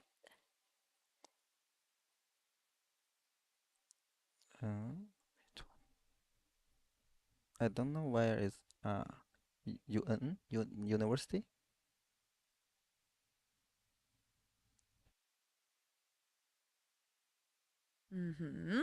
So teams-wise, we're almost at the bottom of the score. We have over 110 teams submitting. Incredibly impressive. Let me know if you can notice the teams that are not submitting and just trying to hang out at the computer for the duration of the challenge. And then also our wonderful coaches. Very competitive set of coaches in here. Quite impressive results as well. Almost everyone submitted a non-baseline solution. I'm really happy about it. It is indeed an impressive competition, indeed a very impressive community. But I know you are also very comfortable with communication and building these communities around your products as well. So can I say that you actually know like almost everything about general high-tech Huawei products, as you are the one that actually communicates them to potential clients at the very end? Yeah.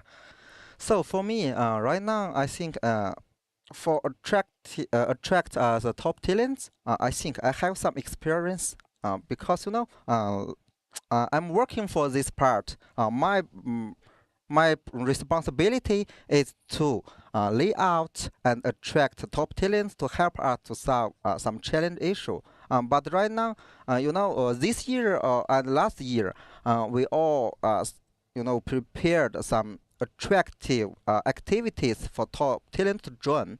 Last year, we started in Moscow City, and this year we started in Dubai. And for Dubai activities, I invite so many top talents to join, included ICPC top talents and IMC and also IMO and some top experts in computing industry.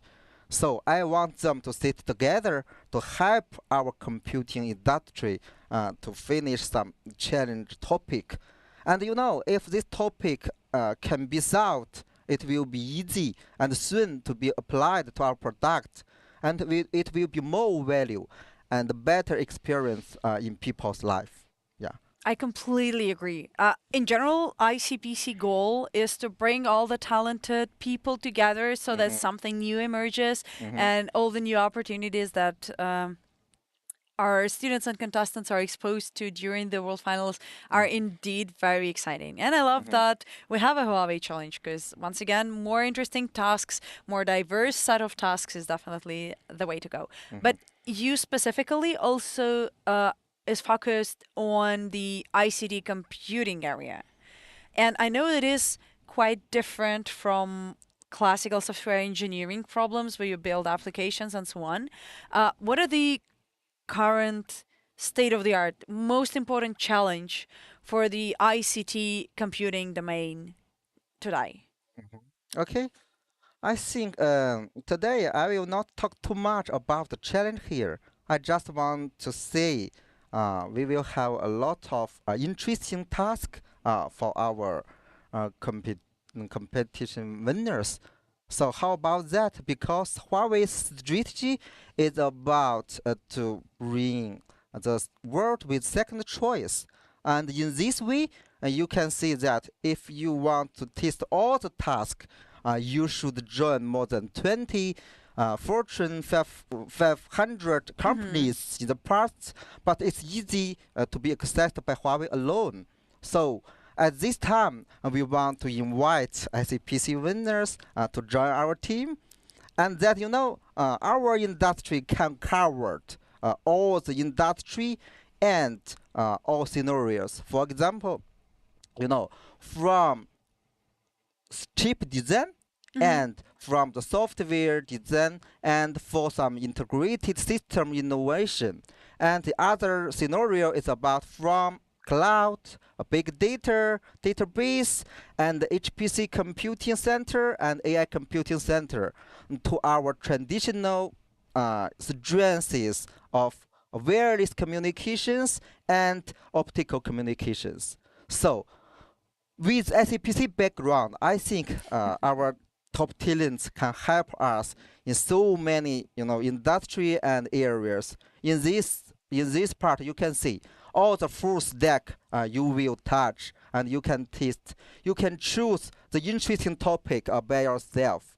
Yeah, and after that, you can see with from the ICT and for IT, all the topics is not you see it's how to say for hardware part for the chip, our competitor is Intel and Nvidia, and for the software part, you can see with some OS company with maybe Microsoft and Red Hat. But in Huawei, we have our own chip.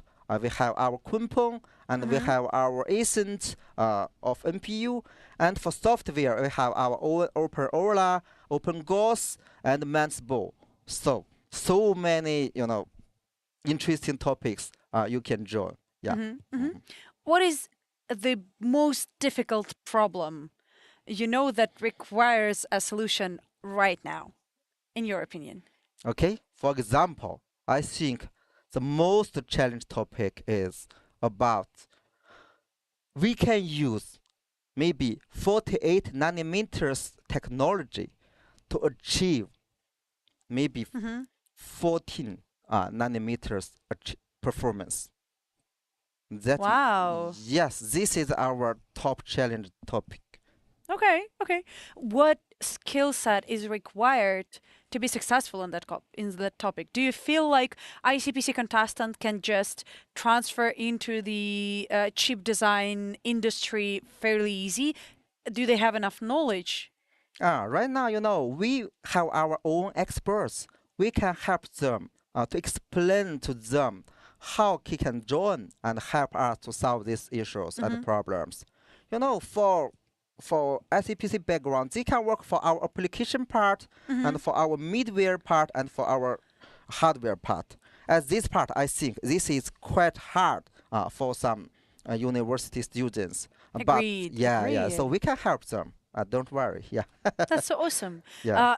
You've been working at Huawei for so long now, and I'm sure you've met a lot of talented and different people as well.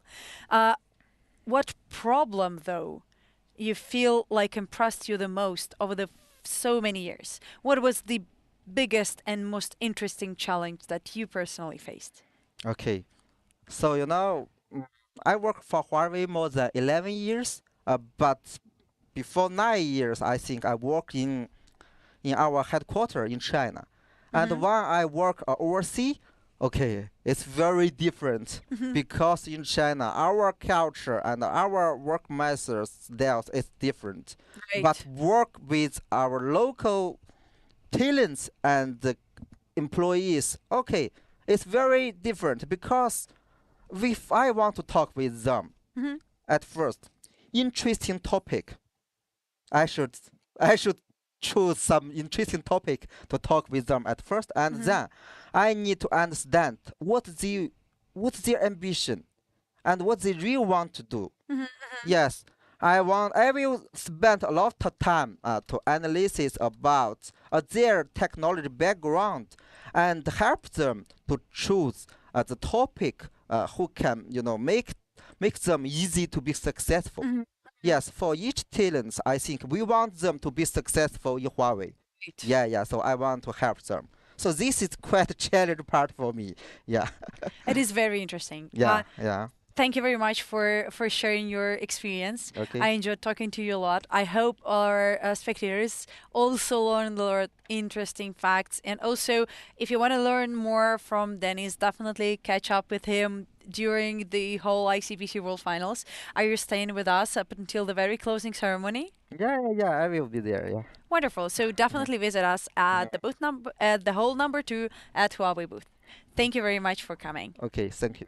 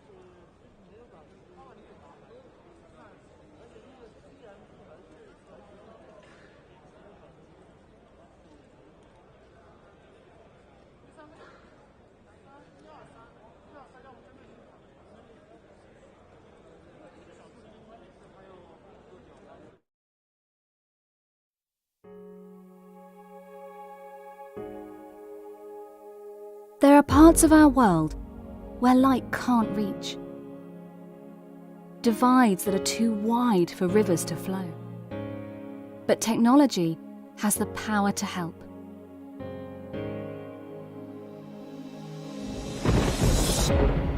In remote areas of Nigeria, connectivity brings new life to local communities, opening doors to trade, banking, better education, and healthcare. In Bangladesh, Digital training has given more than 240,000 women new opportunities in life.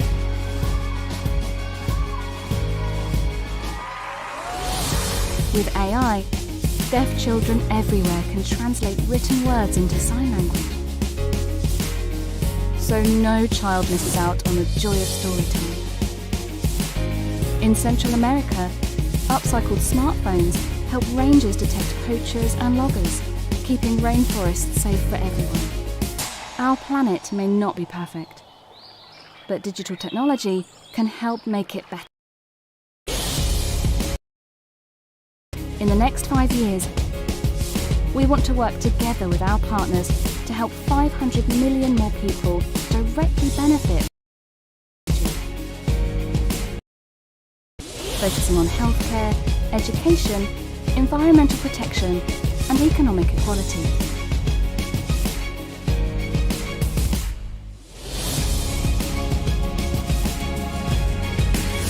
Tech for all. Pass it on.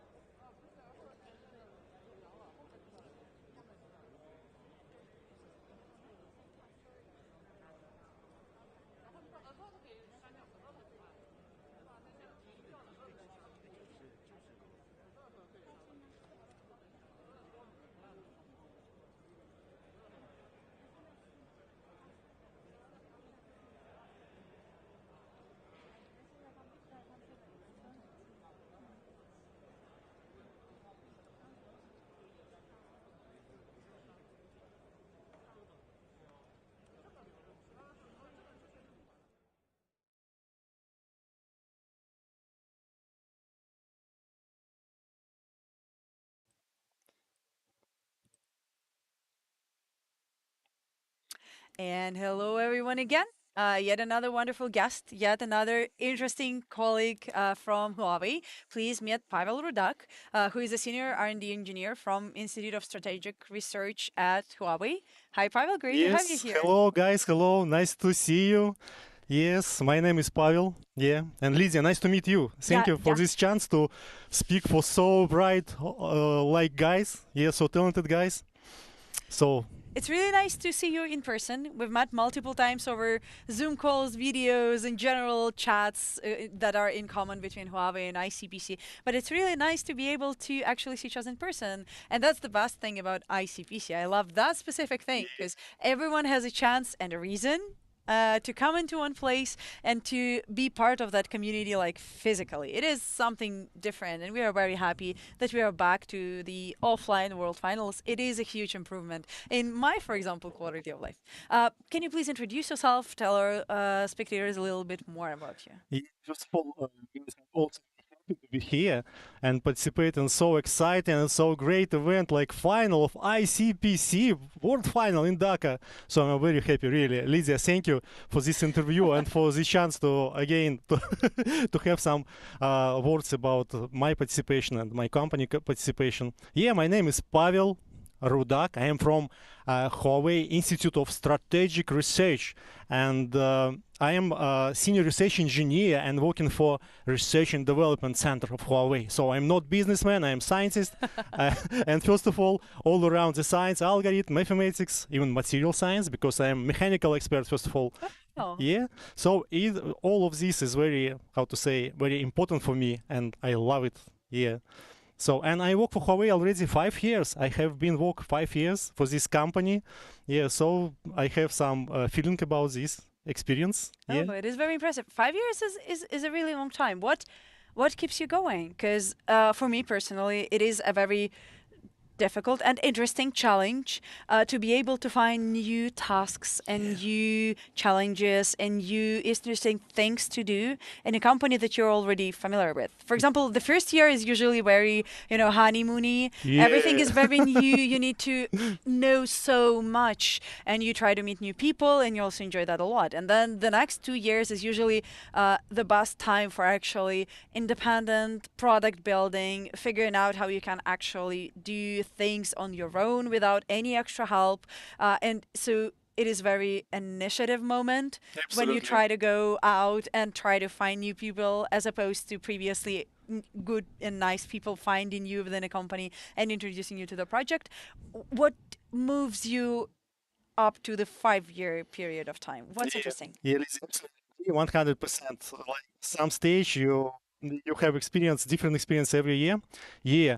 So I working for Huawei 5 years. Yeah, and before that I was associate professor of technological university and department of material science and engineering system design. And I am a PhD in mechanics engineer. Science was something very attractive for me every time. I don't know why. Maybe it's like because my father also related with science like this. And every time I try to research something, it's like feeling you see the mountain and you want to run out of this mountain and to see what is outside, how going on like outside this region. If you swim, you want to swim outside the horizon like this. Now I understand that maybe it's like really like you want to drink and you want to research and you want to change something. So that's why I defend my PhD, and my field of research was materials, development of materials, processing of materials, and I was really very surprised when colleagues from Huawei contacted me and said, "Pavel, hello, we are from Huawei Research and Development Center. Let's get acquainted. Let's take a meeting together." So I said, but I'm a material scientist. I know about Huawei, ICT company, and good smartphones like this. They said, Pavel, don't worry, let's just have a meeting and you understand about what we're speaking. So, and when I go to Research and Development Center, what I found? First, it was a lot of very high-level scientists who worked there with a lot of publication, with a lot of achievements in science. So the second, I found that the scope of research of laboratory is huge. If something is physically available, so Huawei gets the task, to jump over of this. It was unbelievable for me because at university, every time you analyze what is achievable, what not achievable. But Huawei think, Pavel, you need to change your imagination. You can to create something that even not possible maybe in the frame of your imagination, but it's necessary to do. So it was very impressed me. And also, when I communicate with guys from this research and development center, I felt that wow, they have really like a fire in their hearts. They want to do something. They burn. Every time they think in something and communicate like we together with you, because I feel you love to ICPC. Like what is your method of your speaking? Yeah. So the same was in Huawei. So I start working like a consultant first time. Yeah. And then step by step, I was engaged in more and more project, and then I obtained an offer like to be a full-time employee. Yeah. So this is the history how I start working. Yeah. And frankly speaking, for me it was surprise. And 5 years I never was disappointed. I never was like regret that I changed my way, because now I also have a scientific publication.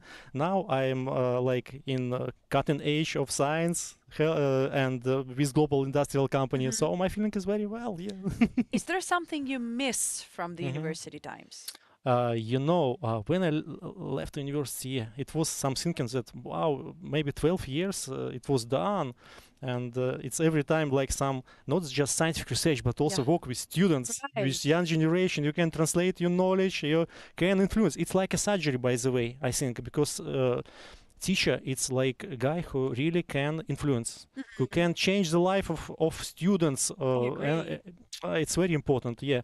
And but when I start working for Huawei, I even start participate in scientific conference more.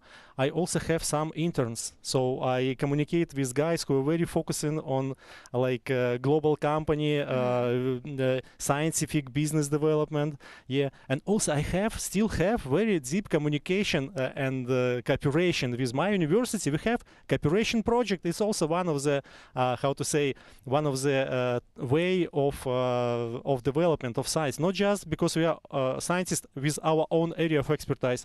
In science, you can't do something by yourself. Right, exactly. You can cooperate. It's like synergy, 2 guys plus 2 guys, it's not 4 guys, it's much more. It's maybe 10 guys. Yeah, it's a whole team. Yeah, well, whole team. And teamwork is a style of Huawei, and we try to engage in very important for society scientific field, more and more scientists, more and more PhD student, master student, young generation. And Huawei for me like a catalyzer. He catalyzes all the energy. If you work in science, you will come to Huawei. You will if you like walking, you will run. Your life, it's another life. Everybody will live like maybe some lifestyle style is very calm, very slow, but you can live another life. In 1 year you will live maybe really 3 years, yeah. And it's very good feeling, yeah, because really science, it's about very special feeling. When you provide experiment, you obtain a lot of like points, like chaotic points, and you can't feel what is it, wow. And then you draw the graph, for example, and you see wow, it's some logic, some fresh knowledge, some fresh algorithm, and in this moment you know something that nobody maybe in the world know. It's great feeling that you push the horizon of the knowledge a little forward. It's like a pioneer, like Christopher Columbus maybe. Right. Go where no one has gone before. Exactly. Yeah. It's great feeling, and I can't even compare with something, because this feeling of open of universe. Our life is very limited. It's like a lamp, like 100,000 hours. You can write on the lamp box that, it will work just 100,000. If we will calculate in hours our life, maybe about like 800,000. Every hour is very important, and I want really to do something that will influence on this universe. And my colleagues the same. That's why we work every time like one solid team, yeah. And you can or burn or give like a dust, like 2 type of right. way, yeah. I agree with you. Either to fade away or to burn bright. We have just 1.5 hour remaining in the contest. Sorry. Let's look at the contest a little bit. Yeah. So currently, National Research University Higher School of Economics, our favorite team throughout the whole contest, is in the lead, but now very closely followed by Massachusetts Institute of Technology. So I can easily imagine that these two will still change places quite a number of times in the remaining half an hour, and we'll see how it goes. The submission from Gennady Korotkevich is still in 3rd place, a fairly reasonable result for him as well. We have Royal Institute of Technology, Faculty of Computer Science from Belgrade, and then quite a number of coaches and teams follow. Vladislav Epifanov from UNN, National Taiwan University, ITMO, Saratov State, Carnegie Mellon, Seoul National, and École Normale Supérieure de Paris. Always submissions are coming in. We're not trying to reflect every single one of them, but let's jump into the coaches page and just see the diversity of coaches that participate. Obviously, not every single coach from the World Finals teams does solve these problems, but we are really happy to see, for example, University of Warsaw coach, also a very seasoned contestant and a noteworthy ICPC alumni among one of the participants. Also, Alexei Shmilov, one of the past challenge winners, as far as I know, in the coaches segment, is also here. It is a very exciting and cool opportunity for them. Quite a number of coaches participate in general. If you see a coach you're cheering for, or dear spectators, definitely let us know, and we'll try to pass this energy on to them. Also, coaches can in theory be watching our broadcast now, so yes, we're also cheering for you and just a secret, I cheer for coaches much more than I do cheer for teams today, because I feel like this competition specifically is made for coaches in the first place, and contestants just are a welcome addition. I also love how you say that teachers in the university can affect contestants' life a lot, because we had Rafael just a few hours ago, and he said how much his teachers in high school impacted his general life choices and helped him to be where he is now. So it is indeed a great sentiment. And also, I really love the fact that you're still connected to university. Probably not working as a university staff or not that into academia, but once again, industry to academia partnerships are what the whole ICPC is about. They help building the communities, transferring all the important knowledge from the industry approach to the fundamentals, and making sure that everything is right and in place and it works just fine. So it is indeed a great opportunity. And I feel like Huawei also takes that research path very seriously. So it's not something of like you cannot do research full-time. Research can only be your 20% project, that if you're passionate about it, you can definitely fit that into your schedule together with the general day job, like software engineering, I guess, mostly. But then in Huawei, it looks like the opposite. You are kind of research is your job. Yes, right? Lizzie, right, absolutely. You everything understood very right, very appropriate way. For me, it was also a surprise that Huawei company, it's a global company, more than 190,000 employees working here, and more than 53% currently work in science. No, hold on. Yeah. The initial number, is it the number of employees in all branches, like including management, I don't know, testing or recruitment, marketing? Do you mean 50% good question. from all 53. that All is employee, incredible. 53%, even more. I remember some number after the comma it will be, but really more than 53%. This guy who has scientific experience, they some of them have like PhD degree, maybe even doctor degree, another style, associate professors, scientific publication. It means that they know about the nature a little more, at least a little more, than ordinary engineer. They invest a lot of time in investigation and development, 53%, more than 53%. And we have more than 80 laboratories in Huawei, scientific laboratories. Also, I know that Huawei invests in science at least 10% from their annual revenue. So it's a very good investment in science. And we have more than 110,000 patents for invention, a lot of invention in the field of 5G, of course, telecommunication, new materials like optical devices, fresh algorithms like this. So in different branch. And it was very surprised for me also when I found this information. Huawei, as I understood, really thinking that science is a solid base. How to give chance to burn new possibility for generation, for even for current generation, because Huawei really want to build like smart society where everything is connected, everything is smart, everything give you chance to obtain best experience, best emotion, best health. So also, for Huawei working maybe about 200 PhD in mathematics and who are engaged in fundamental mathematics. It's not just even applied research, because industrial company, maybe applied research is more interesting to obtain like visible result. But no, Huawei invest in fundamental research also. That's why like Huawei has a lot of results for future, even not for today, tomorrow, but maybe in next 5 years. Very actual data, And of course, like applied engineers with PhD, more than 5,000 even.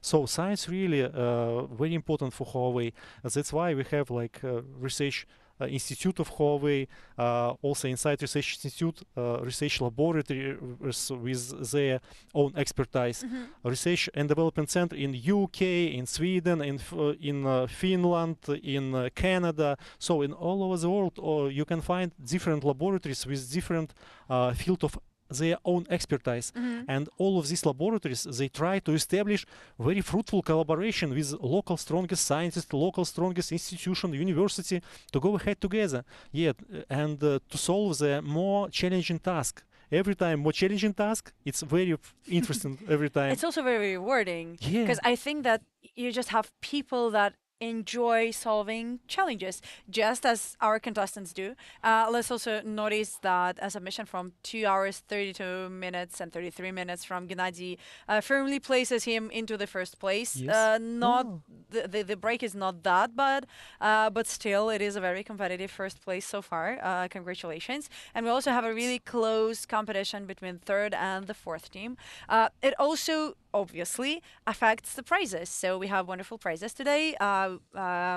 Winners will receive Huawei MateBooks D15, MatePads 11, and Watch GTs 3. So yes, enjoy. if contestants do not know that information yet, but it can add for some extra motivation, definitely grab the prizes and try to reach the top scores in our challenge. Also, there will be an open marathon version of the challenge with even more prizes to grab, so definitely stay tuned for other public announcement. We're definitely looking forward to building something new for them. Dear Pavel. Yes, Lydia, Well, yes. apart from the World Finals we are currently in, and the challenge that you're all running today together with ICPC and Huawei team, what's the most exciting thing you can remember from your 5 years at Huawei? Wow, more exciting. So every day I feel some new emotion really, because so many different kind of work. So let me thinking about this. I never analyze really my in general my feeling is very bright after cooperation from Huawei. Yeah, let me thinking. What was the more interesting things? Maybe one point I understood that really Huawei. It's like it's like a Cosmo Park, or maybe like a park with a lot of different entertainment. And this is every day you use different type of entertainment, and you every time feel different emotion. But the main main idea that every day a little, but you share, how to say, you can expand your imagination, because in the morning you think, wow, so challenging task. It can't be achieved. It's not possible because physics, because chemistry, because mathematical equation can't be wrong. But by the end of your day, you feel more and more that horizon of your imagination and more and more. Albert Einstein said that imagination more important than knowledge. You know this, yeah? Because knowledge is limited for this moment, yeah? Imagination unlimited. And in Huawei, I first time understood this this point, because every time science gave you something that even out of your imagination. And for me, work in Huawei is something about how to change your mind and how to really change the world around. Because if you can imagine something, so you can do this. But if you can't imagine how to do this, so this is very important things to give the freedom of imagination. And Huawei every day give you this opportunity. So I feel like this, yeah. Wow, it is an incredible sentiment. I really enjoyed that. Thank you. Hope that our Thank you, guys. spectators also shared that emotion with you and now understood your work process better. Thank you very much for coming to the studio. It was a pleasure, and we'll see everyone really soon for our final guest for today. Please stay tuned to the contest. Thank you, guys. Good luck. Huawei has 197,000 employees, 7% of whom are from Europe. Together, state-of-the-art campuses, which house travel together, realize our potential, and chase us. Every employee. In addition to meaningful and fulfilling work, Huawei From the international cuisine found in the canteens to the vibrant gyms located on campus, moving far from home can be difficult for anyone. But with the support of our families, anything is possible. This is why Huawei prioritizes high-end housing and assistance to help families grow and thrive together. During campuses are open to our friends and loved ones, so that we can come together as a community shines with colleagues and friends, exploring the high streets and alleyways of a new adventure and a new home.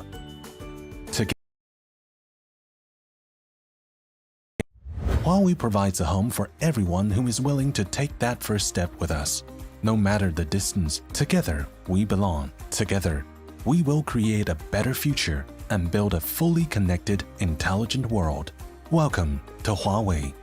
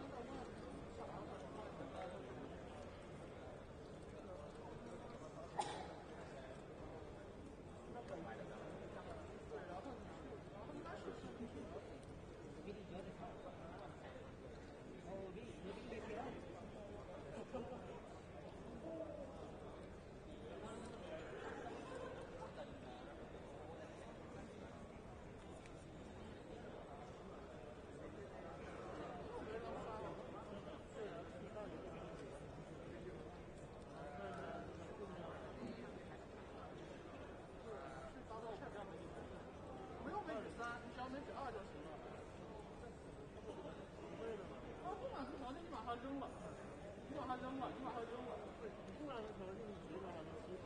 对啊，我不信的。不可能。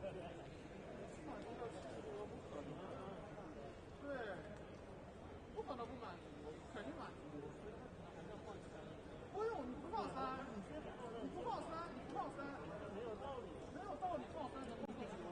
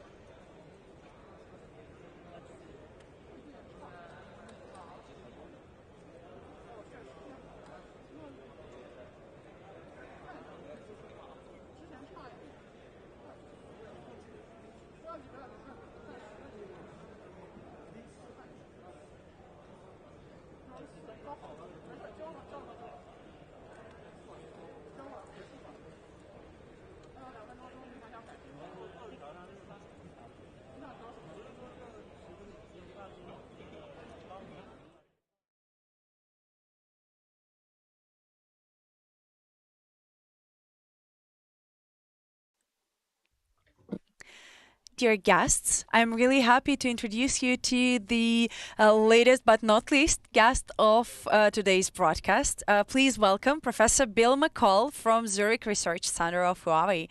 Dear Bill, excellent to have you here. It's a great pleasure. Thank you for inviting me. I'm really happy that we are able to connect remotely because ICPC community is so diverse and it's all over the world, and I'm really happy that you're also now part of that live broadcast. It is a real treasure to have you here. You are working currently at Zurich Research Center, correct? Yes.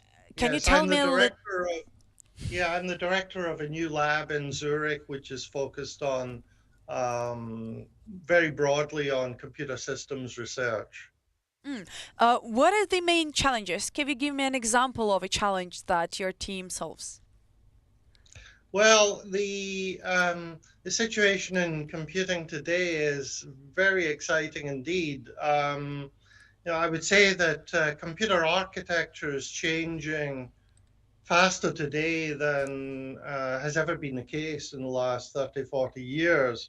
We have, for the first time, a whole range of new types of devices, not just traditional CPUs, but also GPUs and all kinds of AI accelerators. So lots of new types of devices and systems emerging.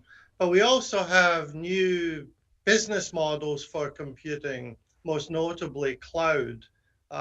So today, what a lot of people do is instead of buying computers, they rent capacity by the hour or by the minute, or even today you can rent pretty much by the microsecond. So with serverless cloud computing, you can basically just pay for whatever you use, and that's very appealing to businesses that want to build up their compute capability without spending a lot of money on infrastructure.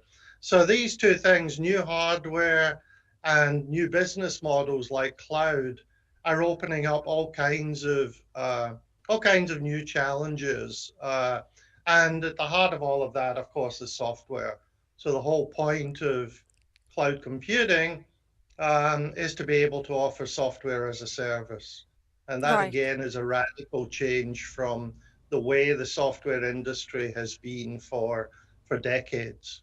Right. And also it resembles closely the real life problem that our contestants were solving today. We're now looking at preliminary scoreboard just as seconds after the contest end. And the problem was, once again, a scheduling problem with multiple tasks that need to be implemented using multiple computers with different resources. So just as you said, cloud computing at its best, and from one point of view, this problem may be fairly obvious. Most of us use cloud computing daily, and it's very easy to understand model, but then as soon as you have to actually go a little in depth, you will have all the different tips and tricks and options and scheduling issues and like real life computer science right at your door. So if you want to be successful cloud computer providers, then, well, quite a lot of computer science is ahead of you. We'll just scroll over the scoreboard a little bit here in the background so that our spectators can actually check out the final results. But then let me understand the general idea. So I know that Huawei is working really closely with all the ICPC talent we have in here, but also problems are fairly different from the ones that we have in the competitions. Can you give me a better understanding on how and why ICPC talent is actually a match with Huawei research teams? Well, basically, as I think Mark Andreessen said it a few years ago, software is eating the world. So all of these things that we want to do today and in the future with, for example, cloud computing. So if you look today, cloud computing is essentially mostly business and web applications. And more companies are moving their business applications to the cloud. But really, although cloud computing's been going now about 15 years, we're really just getting started. The next decade for cloud computing is going to be very exciting, because what we're going to see is a lot of new types of applications also moving to the cloud. So high performance computing, AI, physical simulations, a lot more big data and knowledge bases and so on. So there's just a ton of new challenges in trying to do a lot of the things that today we can only really do on dedicated in-house hardware, moving all of that to the cloud.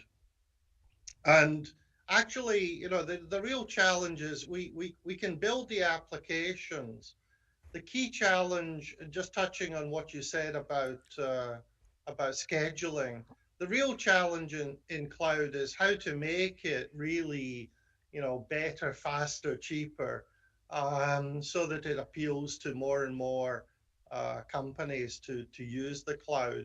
And then what that boils down to is indeed being able to schedule these resources efficiently, dynamically in real time as the loads change, different applications come in and need to be run. So there's a whole bunch of optimization problems that need to be solved in order to make good use of the equipment that's available. So the kind of problems that the contestants are looking at in ICPC are really very practical. They're related to real practical problems of how you take a large scale, say, cloud infrastructure, you know, which might have hundreds of thousands of servers in it. If you look at the major cloud companies, they have enormous data centers spread all over the world delivering these cloud services. And minute by minute, they need to make sure that the resources they have are optimized in the best possible way in order to deliver the best possible service to all of the growing, large and growing number of companies that are using those services. So scheduling is a really important problem. It's always been an important problem, and it remains today one of the key challenges. So how do you run many applications simultaneously on a shared infrastructure such as a cloud or indeed a large-scale data center, and do it efficiently and so on. So, you know, we have algorithms, we have methods for doing this sort of thing. One of the exciting developments in the last few years is beginning to look at things like using intelligence, using AI in order to do this kind of optimization even better than we have been able to do. So there's an interesting new area emerging where we don't just use very precisely defined algorithms, but we also try to use data and machine learning to make things work even better. I feel like specifically artificial intelligence / machine learning are the breakthrough areas that we can effectively improve cloud computing scheduling problem using. There are so many different state-of-the-art computer science directions that are currently explored very much. Do you feel like our better chance specifically for cloud computing scheduling problem is AI or completely different approach to a hardware, for example? Well, I think every aspect's important. So I think that if you look at, there's no doubt that the biggest trend globally in computing over the last 10 or 12 years has been the growth of AI. So of course AI has been around since the 1950s, but the progress has not been as swift as a lot of people hoped initially. And not as steady. No, it's been up and down over the years, but certainly the last 10 or 12 years, we've seen the growth of deep learning, and that's been applied in many, many areas. So both deep learning and reinforcement learning, of course, have been used very successfully just one example. So DeepMind in London have used reinforcement learning to solve the protein folding problem. And this is a scientific problem of immense importance to the future of pharmaceuticals, medicine, and so on. And it's been an area that for about 50 years, scientists, including many Nobel Prize winning scientists, have tried to solve this problem, figure out the basic chemistry, biochemistry of how this happens. But really the progress has not been as swift as people hoped. And actually the work at DeepMind using reinforcement learning and related methods has received a lot of publicity recently, mainly because they basically cracked this problem. And it's not just that the computer scientists are saying we've solved this problem. The biochemists, as I say, a lot of these people, Nobel Prize winning biochemists, are hailing this as a breakthrough. So this is a dramatic success for computing in an area that science, conventional, experimental science has not been able to figure out with the best minds in the world for 50 years, and now software can do it. I mean, that's really very important, almost revolutionary innovation. And we can expect that, AI the last 10, 12 years has been mostly about things like speech recognition. We're all now very familiar with how quite a good success, though. Yeah, they achieved the result they aimed for. Exactly. So recognizing images, speech recognition, natural language, all of these have been spectacularly improved in the last 10 years or so. But now what people are finding is, given the success that we've had so far, that we move on to other areas. For example, as I would put it, in addition to just using computers to build applications with more intelligence in them, we're also looking internally to say, okay, if AI and machine learning are so good, can't we use them to improve our computer systems? Can we use them internally in the computer systems to make them better? So things like resource scheduling and other types of optimization, where traditionally we've used very hard-coded algorithms.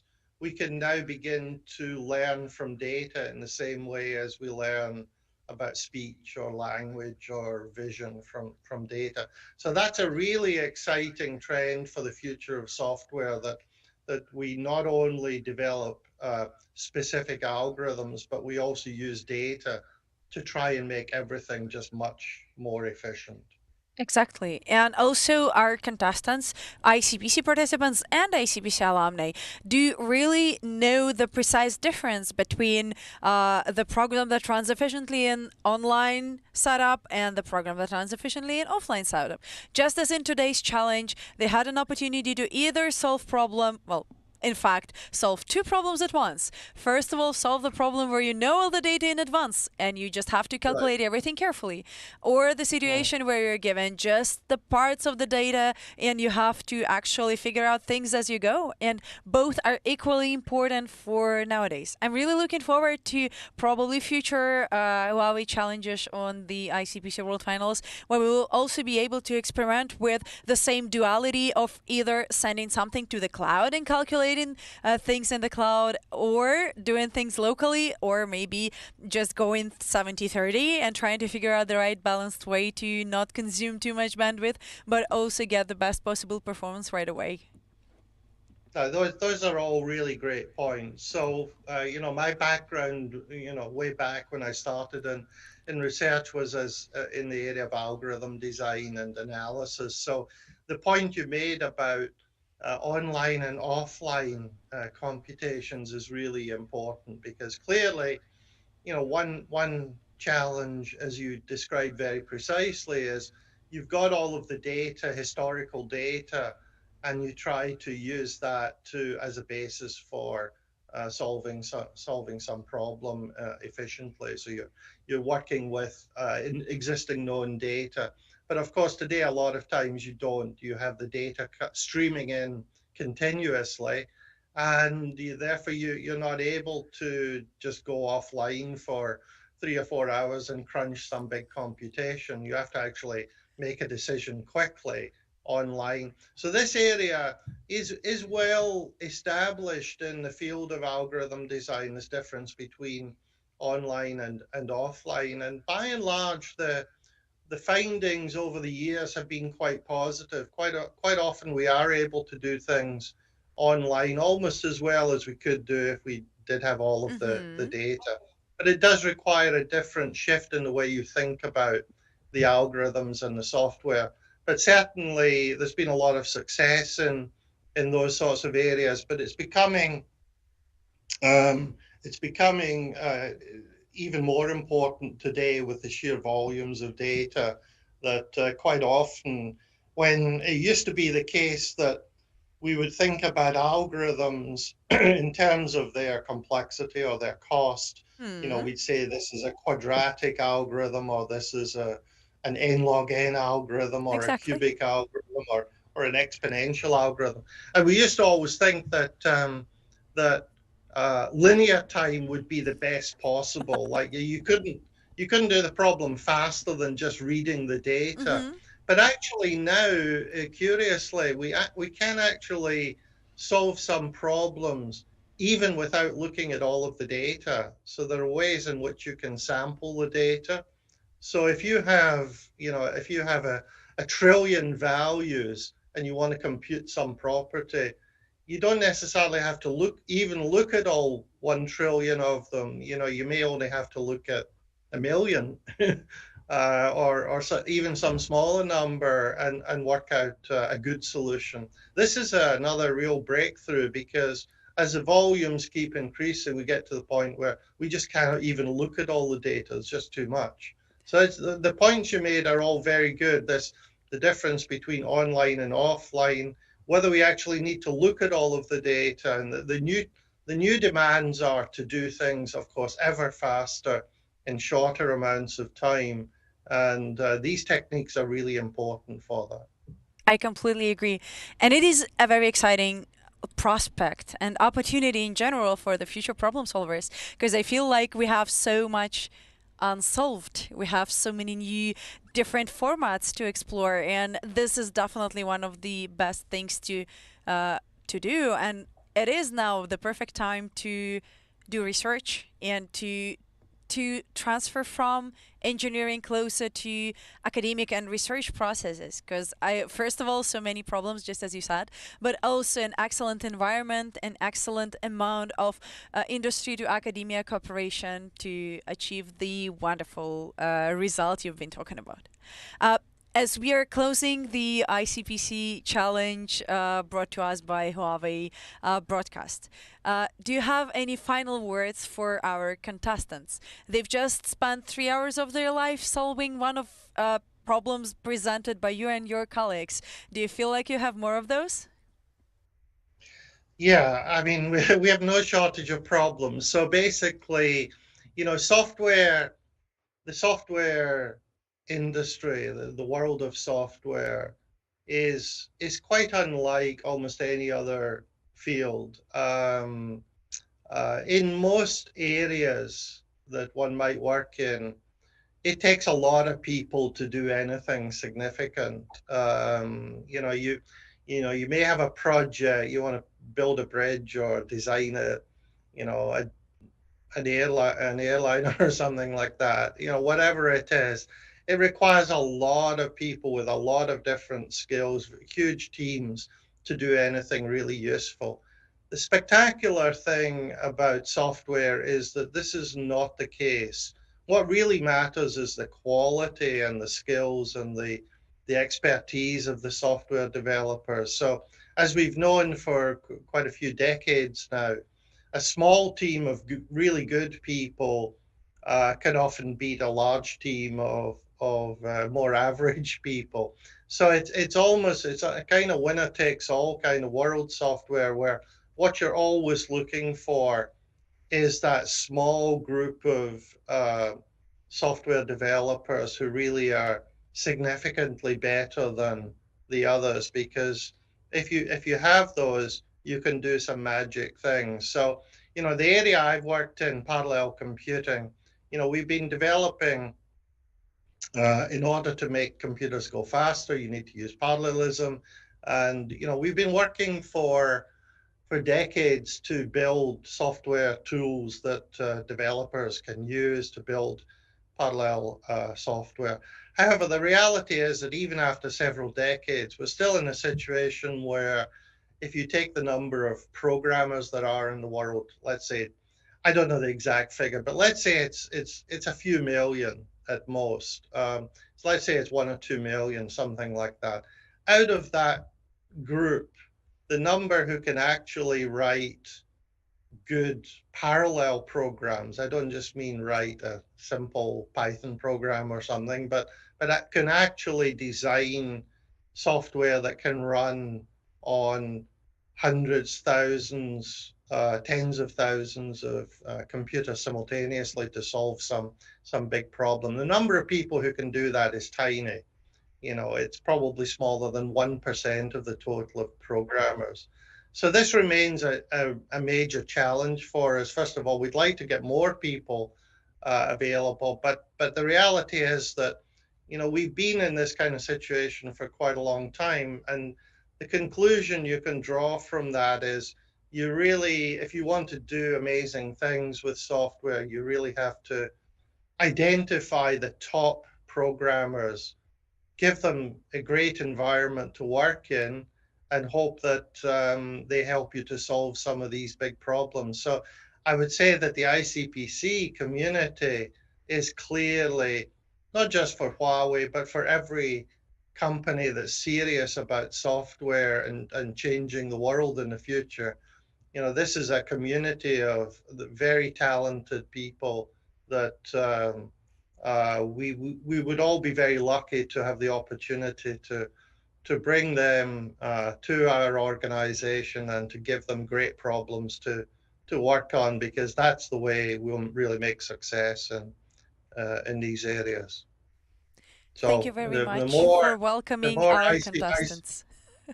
Yeah, so the more ICPC contestants we can attract to, you know, Huawei as a company wants to build the digital future, and in order to do that, we need the greatest programmers to come, and we can give them great, exciting opportunities to really make an impact with their skills and expertise. Thank you very much for welcoming our contestants.